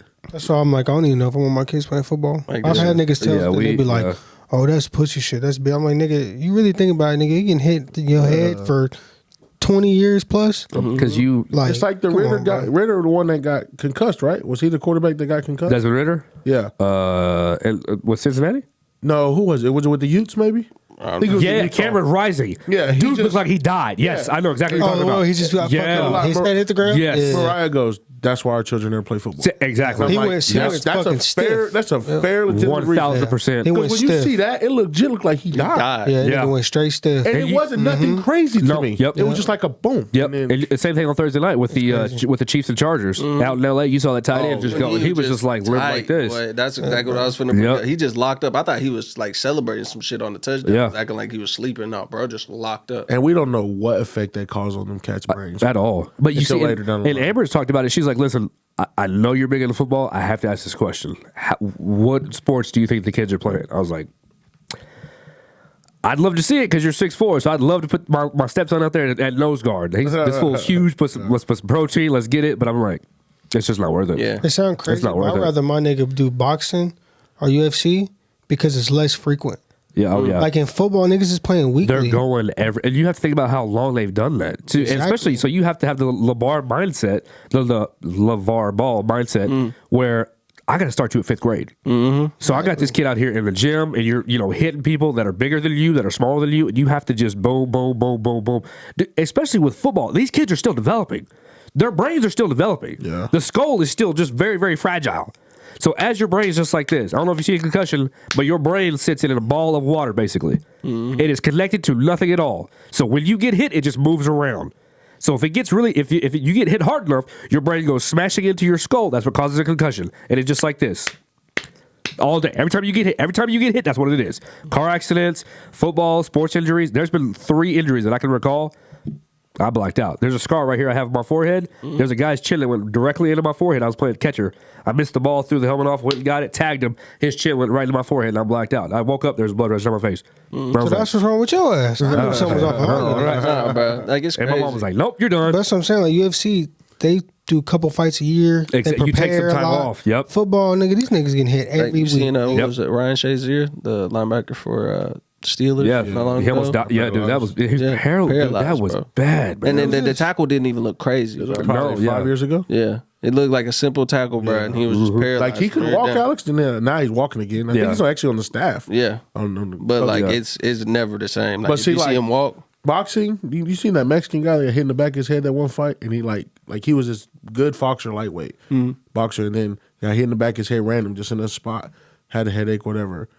He lost all feeling. Now he's like in a wheelchair. Like it's just crazy. Like his whole body just starts shutting down from that one little hit. That's I'm wild, like, man. think about football when they had the soft helmets. Yeah. right. Like, no mask. Like that stuff was crazy. That rugby ain't like Yeah, rugby's crazy. ain't no way Rugby in the players world. just Them cats wild. different over there. And I ain't gonna lie, nigga, I ain't that.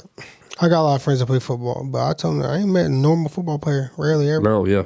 A lot of them niggas be juiced up, mad, Yeah. ready to fight and shit. And that's the thing, like, with my brother, you know what I'm saying? If you know my brother, sweet kid, but to get his anger out, frustrations out, Dante. Who's sweet? Dante, like, he cool. Like, Dante don't, Pause he that talk first shit to off. y'all.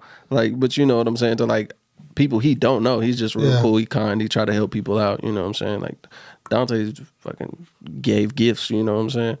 Ain't got no Christmas to give other people Christmas type kid. But, like, for football, for him, I think that's why he be walking around so goddamn angry sometimes. Because, like, he would say, like, I don't have nothing to hit no more.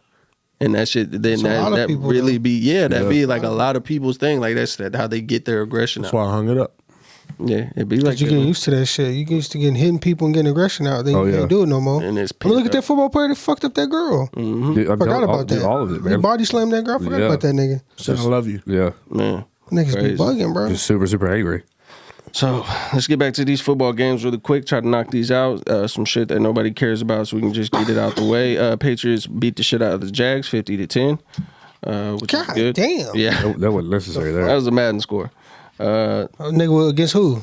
Not me. Oh, okay. Keep going. No, not at all. No. You that was a shot. Don't lie. Don't lie. Right. You did say Madden score like what's That's that? a Madden score. That's Like all I'm you versus saying. him? No, I didn't say that. He said Nah, that. nigga, but you- the way you slid it in, I ain't never- nigga, like yeah, on that a was pause. slick. That's like those Pause, are video nigga. game numbers. I ain't like how you. Nah, bro. Those are video game numbers, right? That's Nah, what I you meant. said that low key on some diss stuff. Never that. That's Never facts. that. I ain't I think, never. Alex is Cincy- getting better. Nigga got some champion house shoes. I ain't never seen no shit like that. Them bitches look comfortable though. My mom got them for Christmas. Shout out to my dukes. Nigga look like a crib. Oh, happy belated birthday. Yeah, happy belated birthday I mean, to mom. facts. New Year's Happy Eve. belated I was over birthday. there. Your mama ain't look like she aged one bit either. That's I what's swear to crazy. Your God, mama ain't look like she. I be trying to. I be like, damn, when you and Pop's gonna look older, my dad's stomach just get big. That black ain't cracking for him. Nigga, Bro, I did like for real. He done looked that whole way since Tony knows me. Look, Nigga big built like a and big. linebacker Talking for 20 years, nigga. The same. Ain't never aged today, bro. It's crazy. Look the same as he did when I I'm first gonna met tell him. my man to smile.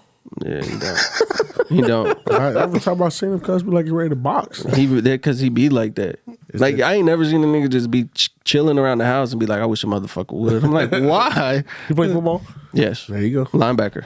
And that was his thing. He said, he said, my dad said, I tried to hurt a motherfucker. I tried to give a nigga Bro, a concussion good every time Lord. I hit him. I'm like, Tell you, Dad, bro, when I used to get hit, and I'm like, bro, there's no reason you hit me that hard. that was my dad. like if you want to take these, pads off and get it in, let's get it in. But Right. Ain't no Andrew Long used to run when he used to hit me. I used to be, ain't no way they ain't hurt you like it hurt me. Right. Right. I'd be so, I'm telling you, football. I played football 1 year. That was it. I'm good. Yeah, I'm straight I there. was good, Just bro. imagine like My being at first practice. experience, bro. I'm like 11 years old, 10 years old.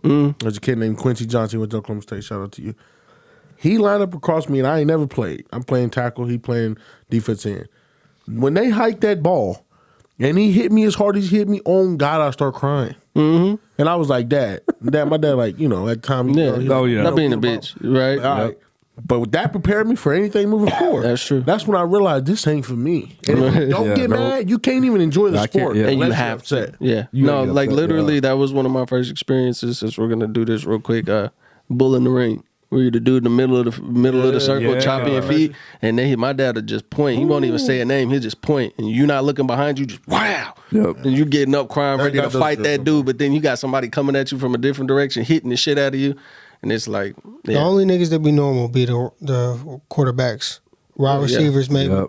But like running back niggas the be punters. Kind of just punters be the healthiest niggas. No defensive players normal. Yes, no defensive niggas be normal. No niggas that do be hitting a lot. No, them niggas running backs. None of them. They all fucked. That's why Jalen Ramsey's as bad as he is. Be out there cracking helmets all day. Ready to lock with people. You saw him almost fight with somebody on the sideline this last week. Bro, Jalen, calm down. That's your teamate. Yes, bro. I'll tell you something. Your adrenaline's so high when you're playing football. Goodness. Yeah, nothing hurts. Legitimately, nothing hurts until the next night. Yep. And it ain't even like the next day. Yeah. It'd be like the next evening or something. You'd be like, yo, my whole body, arms, bruises. Hey, bro, did you watch Hard Knocks? I didn't mean to cut you off. Did you watch Hard Knocks? Yeah. With Zeke? They were like, what's it like being a running back for the Dallas Cowboys? He was like, he's like, what does it feel like, the day or like, he's like, you ever been in a car accident? He's like, usually about Monday, you don't feel nothing. But Tuesday, you truly feel like you were in a car accident. Like you were just sitting still and a car come up behind you and hit you doing 70. It's crazy. What? No, Tate Alvarez, my senior year, we got like the year before they got in a fight with UConn, and we went back there and played them. It's crazy. He was in love with his cousin. That's crazy. Shut up, okay, bro. That's crazy. Tori not listening. God damn. Fuck, man. But we're playing. Something happens, and I swear, look good or something. Go ahead. You know who it is. Oh my gosh. So it wasn't even no crazy contact. It was just like right before halftime, and I guess the dude stood on top. Like he tackled one of our guys, and he was just on him a little too long. So Tate just pulls him off, but this nigga proceeds to punch him with the helmet still on. So he punching this nigga in his face mask. And I'm like, bro, what the fuck are you doing? Take the helmet off at least. Do that all the time. But they just be bam, bam, bam. Yeah. I'm like, I just seen him the other day. And they'll be thinking, wow, bro. bro, I can't do it. Hands cut up and shit. Nope. Don't even feel them hands. Don't feel at it. all. Don't. Still out there catching passes, making tackles. I'm like, hell no. Yeah. Y'all different. And the money too, it ain't worth it. It's not. Like if it was MLB contracts, I'd be like, Right. but that shit don't be worth it. 500 mil. Like I don't know, nigga. That's all I my agree. for my kids playing. Now listen, now if I was a practice player and I know they get paid Facts. 6 figures, I'm cool with that. Because you ain't really gonna take No, the I mean, damage. you ain't got to do games. Nope. Just got to practice. And then, they do pads a couple days a week nowadays. It ain't like it used to be. Right. So it's like, I can do that. But Oh, every Sunday, nah. But see, like with what you're saying, not to get on a baseball team, No. but with baseball, all you have to do is make a day one roster. You got medical for the rest of your life. They don't have that in the NFL. No, which is NFL crazy. do So got you some extra rules. could get messed up and real quick and be like, oh well, next case, all right, number one draft pick is, and they just move on. Who's the representative What does that for mean? the NFL? The Players Association? The PA, the Players Association. Oh God, I have no idea. Because like we know Chris Paul's Right, from there's a couple quarterbacks. so I know know. shit's going on. I think Russell Wilson is on there. Yeah. I think Oh, Aaron that Rodgers nigga ain't might doing be. shit. I think A-Rod is too. That nigga Russ wasn't doing shit but praying. He ain't helping nobody. This man said, "You doing shit That with nigga praying." suck. So let's get back really, really quick. Roll these games Some off. more My games we fault, don't yeah. care. Like Saints hour and and 20, Panthers. my fault. Saints and Panthers. Nobody care. What about Saints Bengals won. and Chiefs? Good lord! Bengals and Chiefs. Shout out to the comeback there. Let's do Goodness that. gracious. Let's get to that game. Joe really Burrow's quick. like that. He really is. Back to back weeks, he got over 400 yards. They try to act like What he can it wasn't say? shit. What can it say? Joe Burrow better than Herbert? How do you know how that's? I don't know. That's not even a question. So was Joe Burrow's first year better than Herbert's first year? Joe Burrow He got hurt. He got hurt last year. Or so He fucked his knee up like first that. full year. Yes, This is his first absolutely. full year. Yeah. So you say it's better than Herbert's first year? Hell yeah! What you mean? I didn't know. I was just make sure. Yeah, absolutely. No lie. So They act like Herbert was King Tut. and Man, this shit- they did. Shout out to Joe Mixon. I'm like, this nigga really did slap a white woman on camera and in the league still. Wow. First Shout off, out to Kareem Killing. Hunt. He doing Kareem I good. ain't Hunt too. defending nobody, but don't spit in my face, guys. Nah, facts. That's true. I'm just saying, Yeah, slapping a white you woman in know- Oklahoma on video and you got away with it. This is also true. Like, no This is matter true. what you said or This is did, true. you got away with that, and he's still doing good in the league. This is true. And they got Joe I Exotic fucked don't, up. Yeah, I can't believe he made it out and then went to the pros and still went crazy. So I'm saying he's still doing. Yeah. Him and Tyreek Hill, Is he improving? Am I tripping? He's improved. Yeah, he's improved. yeah, he's got a lot better. It's like watching. I'm like, this nigga actually like out here about that. He's starting to get the ball more. You know what I'm saying? He got a great backup though too. That helps him a lot. This is true. Yes, his whole running mate. Samaje Malcolm- Perine. Like he got some weight on him too. Pause. I'm like, nigga, kind of big. He always been a big, larger That nigga- man. Paul. No, I feel like he was low. Bro, we can stop right here. Yeah, Just okay. go ahead. Next, Patrick This nigga Mahomes. DJ gay. He went games more. nigga wanted to engage more. Like, we always, this nigga wanted to dissect He's it. been a and big shit. man, bro. Pause. Patrick All right, Mahomes attempted 35 passes, completed 26. We gonna get canceled. For a total of 259 yards. He can't because it's our shit. Hey, 259 yards, an average of 7.4 yards of completion with 2 touchdowns, no interceptions. Darren Williams also attributed 2 touchdowns with 14 carries and 88 yards. On the other side of the ball, Joey Buckets. There's another name for him, but we'll get to that later. Joe Burrow attempted 39 passes, completed 30 for a total of 446 yards, an average of 11.4 yards of No, that's completion. bad numbers. That is. Damn. 4 touchdowns. Bro, Like 30 me for on your 39? ass, nigga. I'll be throwing 40 yards. 30 on for your ass. 39. that's you right. No efficient as interceptions, hell. nigga. Watch your mouth. You right. You know. I can't stand DJ ass nigga. Who does anybody know? Jamar Chase, Yeah, number 1 in orange is really good. What Running if we past these double niggas, I'm cover Jamar him? Chase. the running I don't back. understand that. 11 receptions for a total of 266 yards. That's bad right there. An average 55 of fantasy. 24.2 yards of reception and 3 touchdowns. Hey. Not 1, not 2, but After the first 5 receptions, we're like, hey, we should probably double cover him.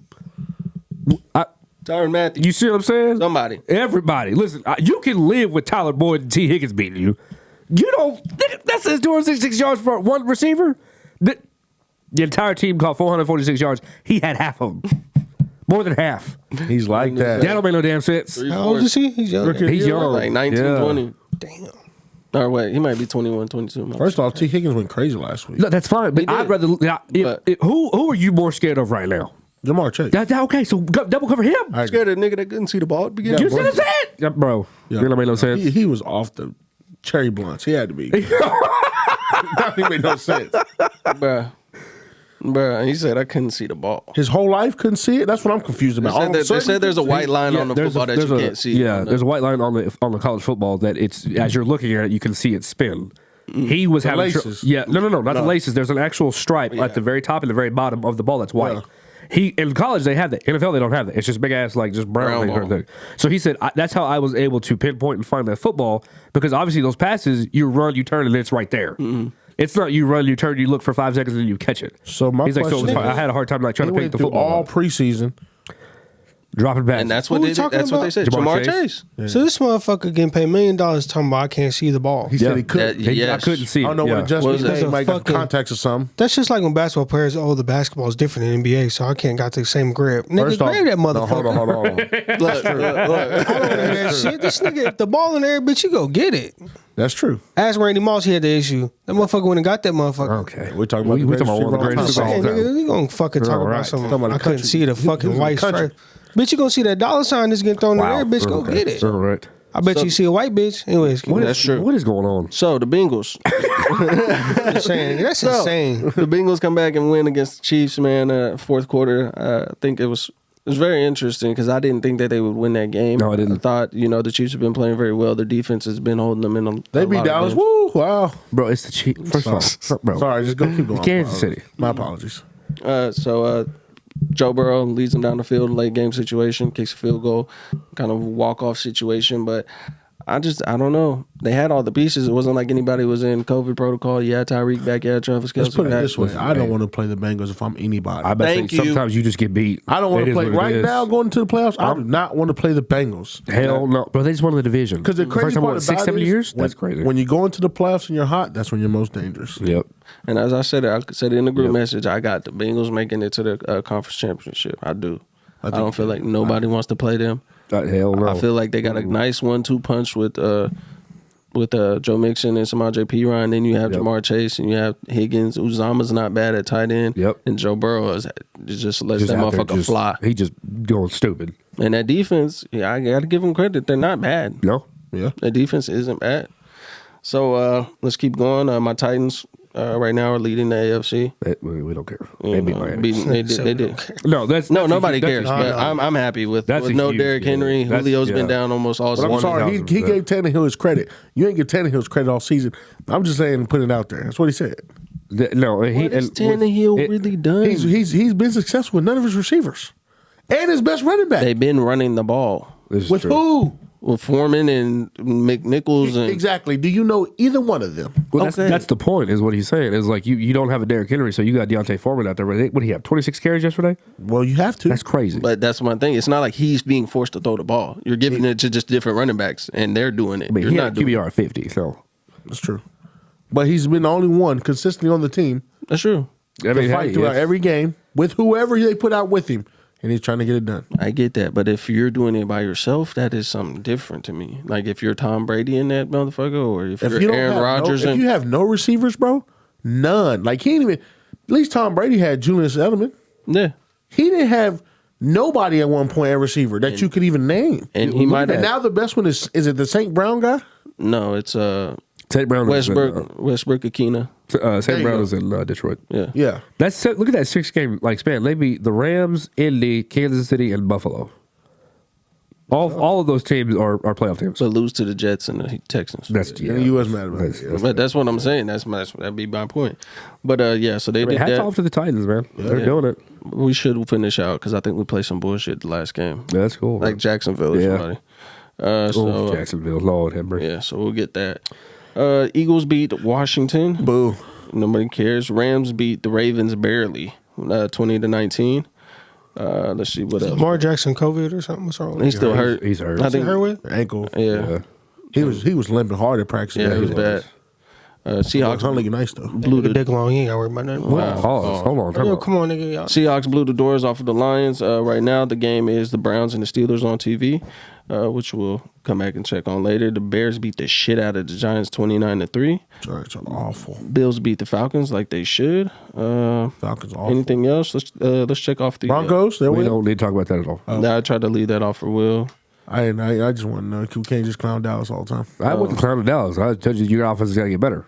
Okay, so Y'all quarterback away from championship? That's fine. right now in the playoffs, you have in the AFC, you have Tennessee, Kansas City, Cincinnati at third, Buffalo Bills at fourth, New England at fifth. Indy is currently in sixth. The Chargers are in seventh, and the Las Vegas Raiders are in eighth. Boo. Indy, the Chargers, and Vegas are all tied at a 9-7 record. So we'll see. Derek Carr was the worst fantasy draft pick I picked all year. Jesus, all right. But I won't make a statement here shortly about my fantasy team. Okay. Green Bay and the NFC is leading. Second place is the Rams. Third place is Tampa Bay. Fourth place is Dallas. Fifth place is the Cardinals. San Francisco is currently in sixth, and the Eagles are in seventh, and they have secured a playoff spot, which I don't know how that really worked. Or is that an X? It says clinched Yeah, the they playoff did that. berth. They got So it's between New Orleans and San Francisco for the last one. I'd take San Francisco now. I would too. I don't think whatever Ian Book is going to do it. We'll take some Hills back. He played yesterday, so Okay. yeah. Okay. I'm surprised he might have been murdered. Yeah. Did you watch that game against Miami? He might have get murdered. Yeah. He tough though. That's a Yeah, tough he guy. is. Yeah. So any last Man, last fuck few Kareem words? Abdul-Jabbar. Hey, my God. Shout out my nigga Josh Giddey. Yes, sir. My the nigga. youngest player to ever record a Talk to triple double me, in nigga. On the NBA worst history. team in the league. It don't matter. Great job. That makes it even better. nigga. What the fuck you mean? Talk to him, Will. This nigga don't. Before who held the record before he did? Wait. LeBron? No. LaMelo. Was his team And then good? Luka Was it Doncic. LaMelo? Was his team good? Then Luka Doncic got it before, I think. Yep. Was his His team team good? was I think LeBron did it was not before. good. Donkey's team was good. Don't Okay, lie. what's your LeBron Never James good. excuse then? LeBron James put the fucking Cavs. Yeah, They suck dick. What do you mean? They made it to the playoffs. So Josh, Okay, but he LeBron said- James- There's a chance the Thunder might move the team.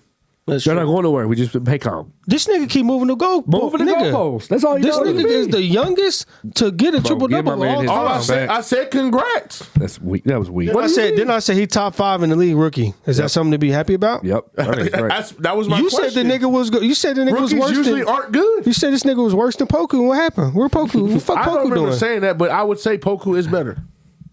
It's not looking like that. You know it's not looking like that right now. Like you know it's I not. watched him that last game. Poku didn't do bad, but also Giddey He didn't do what Giddey did. COVID. He didn't do what Giddey did though. Yeah, I agree. They give Giddey the ball a lot. That's why they're not good. The Thunder is good. At what? They're not bad. What does that Where do they mean? rank right now? They're not bad. They're last in the NBA. Yeah. In the whole fucking league. Of all 32 teams, they're They're worse number than 32. Houston? That's not worse than Houston. There's no way. Fuck. They're worse than Houston. They probably, I don't know. The Houston is bad. I ain't gonna lie. But Yeah, Houston nigga, did don't- beat y'all by 30.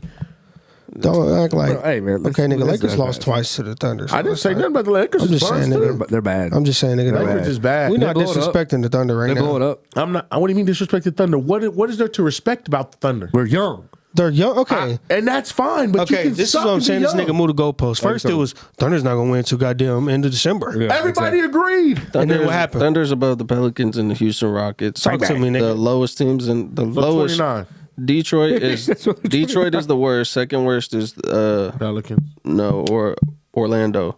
Third worst is Houston. Fourth worst is Pelicans, and fifth worst is the Thunder. Thank you, nigga. So Fuck is you 27. talking about? I don't care, nigga. And- You said the and- worst in the league. So at me- first they wasn't gonna win the game until December. They obviously did. Shannon Sharp said the same thing. Who the fuck is Shannon Sharp? That nigga a former NFL player. He ain't no fucking He's NBA a sports analyst. analyst, nigga. Man, he could suck my dick. He's a LeBron fan. Talk to him. I don't give a fuck if he a God fan. That nigga ain't no goddamn NBA analyst. I hate hearing Shannon Sharp opinions on basketball in the first place. Why? Anyways, because the nigga play football. Oh my god, he's The fuck a we care professional about this? athlete. That's all that matters. Oh, so Mike Tyson can give a goddamn prediction on NBA. You gonna take it serious? Mike Tyson be talking shit about the NBA and that shit go live. But we gonna take it serious. Floyd Mayweather, I'm gonna go to But that you nigga want for me to all take my yours serious? goddamn NFL picks. I'm confused. What do you don't mean? care nothing about basketball. Me and Shannon Sharp the same right now. Why? Neither of us did nothing in basketball. We commented. How you know you play in high school? Who? That wide nigga didn't play no fucking Actually, he did. basketball. You can Google it. That nigga sucked. He talked about it. I bet you Stephen A. feed that nigga a bucket. Way better than Skip Bayless. Stephen A. feeding. No, you seen Stephen A. play, bro? I don't give a fuck. He's 6 foot something. He probably get in But a anyway, bucket. Giddey's buns, and Those niggas. that's just how I see it. I'm not a fan of Giddey. Well, I you never hear will be this? a fan of Giddey. I don't know. We'll give it like a couple years. He gonna be all in. because y'all hear no told Kyle this the other Kuzma. day. I don't hear I no said, about Kyle Kuzma. I said, Kyle, name another team in the NBA right now that Giddey would play for. The Lakers. And he said, Thank you. That know what he nigga would said? play for the You know what he said? Lakers. He said, That nigga would play for the Lakers. Kyle said exact things. I don't think anybody. That's bullshit. That He is played for the he's not Lakers. better. He Outrageous. could take Not Austin better Reeves' than spot. No, he's not. He could better take than Austin Reeves' spot. I didn't No. say he's better. He could take that spot. There's He no definitely way. take that spot. And do what with it? PG just got hurt. The Clippers will take him. What He does could take do the well? Clippers. Nigga, he could The be on Celtics any will team take right him. now. For who? You ain't got to trade nobody. I'm just saying. Who Defensively, could you he need play somebody. for? I Who just could he said the make the Celtics, roster? the Lakers, the Clippers. I put him on the Nigga, you Warriors. could put him on any fucking team right now. No, yes. He couldn't even The go to Spurs. Cleveland right Spurs, now. or he could play with the Oh, my Spurs. God, That'd be no, fucking serious. perfect, nigga. He'd be on with some Greg Pop. Yeah, nigga, yeah, you yeah, tripping. yeah. Who he playing for over the sport? That's what I'm saying. Give me examples of who he gonna play over. I can't name every He's damn not player on the talented team, enough. nigga. I He mean, shouldn't have got drafted where he did. Everybody knows that. No, I agree You're with the you on only that person one. knows that. Yes. You're the only person that knows that. Why did he get drafted so high? Because he's for potential. That high expectation. Potential on what? To What play did basketball. he do in overseas for him to have potential? That's just that's how Nothing. It's basketball proving it works. right now, That nigga. he's What do you mean? putting What in he doing? work. He doing it right now. He's the youngest player ever to do a triple double. That's If it what was started somebody else, history. You talk mess about the man who leads the world in triple doubles that he sucks. So that's irrelevant on your statement. okay, that's a different thing. That's That's completely We're different. talking about a nigga Is that who's not a stuck. fact? That That's is a true. fact. That is Okay, true. nigga, say but triple you doubles act don't like matter when it come to niggas Russ. wasn't comparing Russell to fucking God. They Who ain't win. was? I never heard it. Call Hodges. He said, God, he said, God. Bluetooth this motherfucker. Call Hodges. Only person they compared Nigga, this to is was the same dude that niggas had probably triple argue to Hodges that Russell's not as good. So don't try to compare. No, nigga. We saying No, Josh my Giddey argument as is a Russell's rookie, the not better nigga's than good. CP3. That's my argument. That's a legitimate argument. You just said Giddey's good because he got one triple double. No, and I said age. five. So what Five, if he top never five does? in the league right now, the rookie. You said that don't matter. Now I didn't say that didn't youngest- matter. I said, is that important to you? No, That's what I said. Go on the Twitter group message. You said, "Is that an accomplishment?" I said, "Yeah." how- That's how- top five in the how league. is it not? So did How I- is that not? So did I say That's what did you it not said. matter, or did I say is that an accomplishment? Those are two different statements. So fix your statement. Motherfucker, they correlate. They're You're saying both. the same thing in a No, it's different not. way. I didn't say it wasn't important. I'm saying, was it to you? Is that an accomplishment for you? That's to anybody. for me, If I it wouldn't draft be. a guy, I want him to be able to produce immediately, or at least do something productive. The fact that he already has a triple double this early, I'm all in on a team that bad. Well, you I'm should all get in a triple on. double because you're going to shoot all the time. He You're going to doesn't have shoot every that much. opportunity to rebound. You're going to have every opportunity. The ball's going to be in your hands 99% of the time. No, again, no. Outside of SGA, who the ball hands in? His. J.R. Reed, Darius No, Lou Baisley. Dort don't touch as much as him. What? That's a fact. You This can look nigga. at it. Lou Dort's forever shooting the ball He always. shoots threes. He shoots threes, yes. Okay. But Giddey has more assists. How? Because the ball's in his hands more. Because they pass him the ball. Because Shea passes him the Because ball. the ball has to be in your hands to get an assist. Yeah, You get okay. 14 assists, your ball was in your hands 14 Or times. getting rebounds. 14. But they don't have a bench. That's just on assist. Then 19 rebounds. I'm just trying to figure out what Giddey. What this nigga like? Giddey is a good He's player. like- you understand, he's this like nigga 18. told All his I said stance was- from the beginning was like he was gonna be dog shit, worst player in the league. Now top five rookie. Was that an accomplishment? Youngest think it's player to win extraordinary. to get triple double. Why does that matter? Russ should get triple doubles all the time.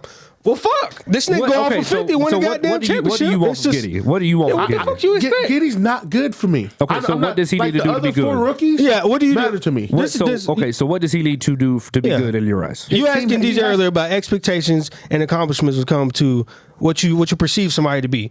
So if we giving you stats and facts, these stats. I mean, it's a factual thing. I didn't Watch the say game. his stats were. I'm acting saying. like I said his stats were bad. I don't. You like asked Giddey. DJ earlier, what is Alabama? Championships. Okay, so what do you expect a rookie to be? What's your rookie thing to be? What is it? Championships, triple doubles? No, What is it, nigga? What is it? What does this do to be I good? don't like Giddey as a basketball player. There's nothing Okay. you can say about what he doesn't shoot well to me. He doesn't dribble well to me. He doesn't defend well to me. He's not athletic. So you got to understand, there's so many attributes to his game that I just don't enjoy to watch. But just like when me and DJ got arguing about Russell Westbrook, he said, you can say all that, but you got to at least respect he's a good player. And I said, you know what? You're right.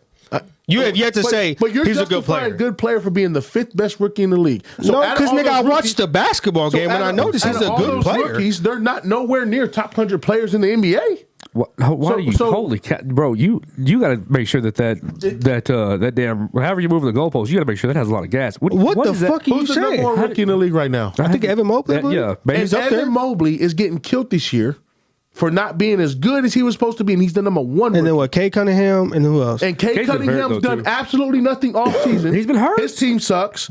Who's the third one? You're naming guys Suggs. that's done nothing like in him. this NBA I like him. to be like, oh, he's a good. I don't call none of them good players. Nigga, at the beginning of this, when we was having this argument a long time ago, you said they were good players. You were like, I could name all these rookies better than Giddey. You was like, Evan Mobley way better than that nigga. This nigga better. Poku better than this They- nigga. they are And then now better you're than- saying, Poku's awful. well, Poku's these bad niggas pick. suck. That was bad But pick. you just proved my point. He was They a bad are pick. better than Giddey, but they're not good at basketball. Then what? Right now. Then I'm what? so okay, lost. you know, all right, whatever. This might be the worst rookie class in how long? Oh wow. Exactly. That's what I'm saying. You're not understanding where I'm coming from. It's No, not I'm that- not. I'm not. Giddey's not good. Giddey's not good What? for me. He might be good for y'all, but he's not good for me. I think overall he's a good player. Worst Good. draft. Wor- I this was is talking what- about this is- worst college football season. See where I was going there? Yep, I do. Yes. Okay. And it's just that's all I'm saying. Like, if that's what it is, you look at him as he's good for the Thunder. Cool. That's cool. That's fine. He's good on the Thunder. Yeah. Yeah, he'd be going to any team. But I don't on a lot see of him teams. being On a good lot of teams, that's what I'm saying. I don't even see him making a lot of teams' rosters outside of the Thunder. So you don't think? That I agree you with. think if you look at the record that everyone else has beaten, LaMelo Ball, Luka Doncic, LeBron James, fuck that. It don't matter. But you're going off one record, Alex. Like, what does that it's record still- matter? What do you? But look We who's in only that have 1 fucking year to go record. off What of. do you This think? is his- Because he's a rookie. honestly, until Russell started doing triple doubles, nobody cared. What is That's that? a wasn't lie. a big deal. That's a What? big ass fucking lie. No one cared about triple doubles until DJ, Russell Westbrook before did. Russell started getting triple doubles, who do we talk about doing it before him? LeBron James. Everybody. Does anybody know who did it before him in the masses? What do you like? Well, what do you, Russell what do you obviously mean? the first player Okay. doing the masses, but ain't nobody didn't care Oscar about it. Robertson. That was it. Who? Oscar Robertson. Well, I wasn't alive. Are you a LeBron James fan? Yes. What, that's your answer. That's so I'm confused. But that's the difference between y'all and I never cared about a triple double for LeBron. This is a My big deal. That's the expectations- only player to do an NBA Finals to So average what are you going to it. say? That's a No big one cared about deal. triple doubles until Russell started doing. Then they started paying attention to LeBron doing it. No, It nigga. became a legitimate relevancy in the NBA when Russ started doing it in multitudes. It became a bigger deal, yes, but Yes, to because say that was it he was known for. But that's it. But say I'm that saying, it was just once not a big deal at once all, again, doesn't make any none of sense. us, everything growing up for us was what? Double doubles. Double That was doubles. the most important thing in the NBA. Until who This stepped guy on the field averaging from a double Akron? double. Then him too, because Russell passed him like that in triple doubles. Yes. So obviously nobody was focusing on, oh, let's get a triple double. Then Russ did it so much, people start saying he forced it for himself. People letting him rebound. Are we saying the same thing for Giddey? Did we watch for the same things for Giddey? They Or don't have a because big. Giddey did it, it's important? I see what It's you're the saying names right he's there. being compared to. Is the fact that niggas said he was gonna suck dick. I said something at the beginning. I thought he was good. And AO back then, you're tripping. I said I watched him. I thought he looked good. And niggas Yeah, was like, I you're did. tripping. I was here. And I'm like, all right, I think this nigga did some But you're player. saying he's good for you. That's okay. I'm not No, saying you, that's you, wrong. you keep saying the for you part. I'm saying overall, I feel like anybody who watches basketball would say, yeah, he's a good player right now. He just said, I'm the same one that says Giddey's not that good. I personally, yeah, he's doing what he's doing for his class or whatever, because the class is really not good. Like, no, you don't hear about any other rookie. Yeah, it's a big accomplishment for his age since he's the youngest player. But again, we never know because, you know, that was a big topic for the last like week or two. Like he has this many days left till he's this age and he's not going to be able to get a triple-double, or he won't be the youngest because he's gotten so close. So maybe they let him rebound more. Maybe they put the ball in his hands and try to, you know how people would, Russell get close to a triple-double and they just going to try to shoot a shot just to make sure he gets it. I don't know if that happened.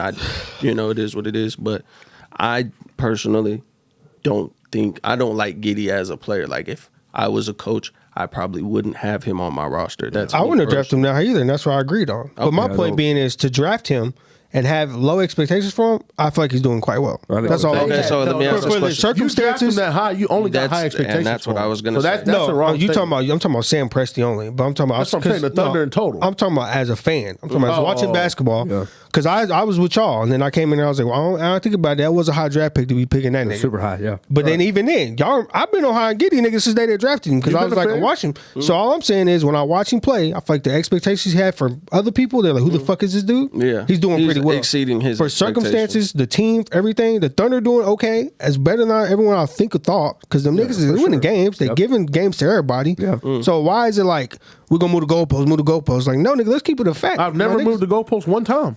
I've been my stance on Giddey has been the exact same the whole time. You gonna make me put clips together, nigga. That's gonna take a lot of time to do. It ain't worth it. It ain't worth it. Because but I'm you like, can't find them. I got hours of footage. I like Giddey one time. That's not moving the goalposts. Moving the goalposts is when you say, okay, when he hits this mark, he'll be good. That mark ain't good enough, nigga. He got to go further. What did I ever give him? Nigga, you were saying he was worse than Poku. And now you still trying to say that. And I'm like, how the fuck you even come up with that statement? So how are you going to change my statement? Because you changed it. You said the nigga is worse than Poku. Now he surpassed Poku and everything. Now he still ain't wearing Poku. You got to fucking do this now. And this ain't really an accomplishment. He top 5 in the PG class sucks. So you're just now it's gonna be goddamn. He fucking European and he shot the ball a certain way, so he didn't do it better than Luka Doncic. What are you and then now, he in the class with LeBron. Well, LeBron. Look at him. He can't even fight his own argument. That don't make no this sense. nigga. Has he moved the goalpost yesterday? Yeah, hell yeah. You moved it continuously. Okay, let Will explain how he's moved the goalposts. Yeah, hell yeah. In what way? The triple double is not a big deal. Then all of a sudden it is a big deal, but it's not kind of that for me? It's kind of big. That'll make no sense. I didn't say it wasn't a big deal. Yes, I said it wasn't important to y'all. I'm so confused. Guys, you know what? This from the jump. You don't get this here. We'll do this on sports camera. podcast, goddamn in the world. Beautiful, goddamn. Fuck Kareem, Abdul-Jabbar forever until I'm 6 feet under. What is the hate with Kareem? I fucking Exactly. hate We're that talking nigga. about a guy that cares about Giddey. Why do you Like that's crazy hate to me. that nigga. What did he do? He don't know. He never watched him play. He doesn't know. What's wrong with Kareem? I care about if you're a former NBA Hall of Famer, why are you writing blogs about LeBron James? Go fucking do something. Your son out here stabbing people. What the fuck are you doing? What the fuck are we talking about? Your son's in the news stabbing people, my nigga. And you writing blogs, my nigga, about LeBron James. Did you see that shit? That shit was like 4 or 5 fucking paragraphs. It was recent? The nigga has a blog. I have no idea. What Y'all niggas name me any NBA Hall of Famer got a blog right now besides that nigga. I'll shut the fuck up. You said Kareem? Yes. Does Abdul have one? Kareem Abdul-Jabbar? Yeah. Isn't that not the same? Yeah, what the guy? fuck? I thought you said Akeem. No, my fault, Kareem. That's what I was like, Akeem the GOAT, nigga. I never disrespect the GOAT, nigga. I'm talking about Kareem Abdul bitch ass Jabbar. Yeah. Name me another nigga right now I you don't know. Yeah, I don't know. Outside of Kareem, I don't know. They writing a blog, nigga. Typing. Yeah, it was on Lil Dicky, matter of fact. Yeah. 5, 6, 7 paragraphs about LeBron James. Is it bad about LeBron? So that's why you hate him? I hate the nigga because do something else, nigga. What are you doing? What are you doing? He's old. What else you want to do? You see Shaq on TV doing shit. You see all these NBA, especially former Lakers, they're doing Shaq something. on TV talking noise about other NBA, all other centers. Nigga, that's fine. You can do that. That's perfect. Why are you writing blogs that have nothing to do with basketball? He critiquing LeBron James about his platform. When did you become a social critic? Bitch, you play basketball too.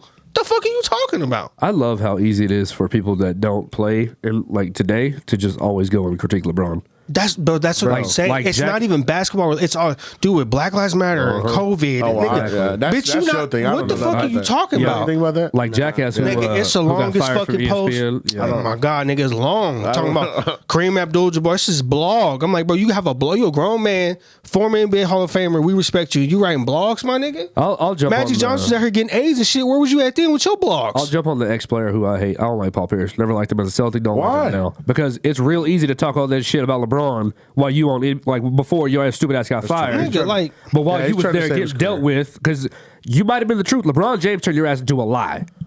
It was so bad he made you, Rondo, Ray Allen, and KG get the fuck up out of Boston, and you still couldn't do shit about it. But yeah, you get on ESPN talking about something. If I had Shaq, I could have won a No, the fuck you couldn't have. No, you couldn't have. Yeah, Kevin Garnett. Yeah, exactly. I think y'all got to agree. Hell It'd be better if some of these former players would shut the fuck up. I agree. Kendrick I agree Perkins. with that. If I didn't see Kendrick Perkins ever get on TV, nigga, I'd be more than ecstatic to hear that nigga talk. Yes. Who? Kendrick Perkins. Go sit down somewhere. That shit can ruin your legacy because you get to open your mouth too much, and then niggas be like, "What the fuck are you talking about?" Perkins have? He was at least somewhat respectable as a player. Commentator than he is basketball player. Okay. Yeah, we wrap it up there. He was horrible at basketball. He ain't good at commentating I'm not either. hearing that. This is the same dude that said that Kendrick Perkins was a champion on that. Yeah, you did say that shit though. He was. But I'm saying, With the Thunder though. But he sucked at the end of the day. Yes. Right or wrong? Yes. I never said he didn't suck. I just said he was a champion. Point blank period. When you go look for a basketball analyst, you like, I'm gonna learn about basketball. You go look at Kendrick Perkins. Never. No. Not one time. Would you take Shaq's opinion? Would you take Shaq? Would you over fucking Kendrick Perkins? I'd take Shaq. Hell yeah. But I like Kendrick. Even Charles Barkley. He has wild takes, but you can disrespect. He got wild Charles takes. be touchy with But I'm saying like something entertaining. Nothing about Kendrick Perkins. Sound like nigga choking on the chicken bone every time we talk because he just got done eating. You ain't seen him on the podcast. That nigga, I don't want to hear that nigga. Like Kareem Abdul-Jabbar writing blogs pissing me off, nigga. I'm talking about I be on the Ain't no way it made you that mad. Bro, he nigga. hot. I almost broke my phone. That nigga, I want that nigga to block me. I'm gonna violate him. I'm gonna violate the fuck out of him, nigga. I'm telling you, I'm gonna violate that man. This dude, bro. Who the fuck write blogs? Nigga, you 7 foot writing blogs, nigga. Where the fuck they fit a laptop or a phone at? Where you even doing that? First off, hold on. Let's jump on this real quick. Did you see that Russell Westbrook, whatever he did with the ball the other day? That nigga had 7 turnovers in the first half. He transitioned, bro. He went to pick it up. He put it like this and threw it and lost it and went to and faked the layup like the ball still in his hands. I seen a video of niggas dribbling it low and went out of bounds. He almost fucking hurt himself jumping out of bounds to save the ball from his own turnover. First off, we're running transition. It's 2 guys, LeBron, Russ. Russ got the ball. LeBron get tripped and fall. Russ take a dribble, pick it up, throw it in the sky. No, don't know where the ball went. Hit the top of the glass, ran off, and I think he thought he was trying to throw a lob to LeBron, and LeBron wasn't there because he fell. That's your boy. And Niggas talking to me about Giddey and Kyle Kuzma. Do the Lakers blow it up? No. First off, I ain't said nothing about Kyle Kuzma a lot this much this year. But that's what I'm saying. You got smoked for the right niggas because I was on Kyle. We got that's on record for sure. What? When I was on Kyle Kuzma, everybody in this bitch was acting like I was crazy. Oh yeah, I said he's on the Lakers. That was before his team. We seen his team change in a dramatic fashion. I said my words were him playing with the Lakers and LeBron is hindering his talent. Niggas, it don't fucking matter. Niggas still suck. I don't disagree with that. And then I said, all right, watch what's gonna happen when you go to Wizards. Watch what happens when he's on his team by himself like this doing something. Oh, well, he okay now. Oh, then you said, oh, he got added more pieces. No, nigga. Kyle Kuzma is the piece, nigga. No. God, no. Take Kyle Kuzma off the Wizards, see what happens. They're going to keep winning games in a large fashion. Scored like 29-30 the other night. What the fuck is you talking about? What's that matter? Ain't he in game winners and shit? What are you talking about? Do you not realize who's on his team? Do you realize who was on the team last year? Bradley Beal. The team we was acting so like bad last these year. niggas, they're that good? Dinwiddie's better than Kyle Kuzma. If they had Russell Westbrook, what happened to the Wizards? They had Bradley Beal, a healthy Bradley Beal this season. He was hurt last year too? Yes. Yeah, right. But I'm saying, nigga, like, it don't. But you're not understanding the pieces they putting around him. His pieces were better around him than they were with LeBron. All right. This is episode 35 of the From the This Jump nigga Justin podcast. Tucker. That's his new name. And we out. Field goal. Goalpost. This nigga, wrap it up.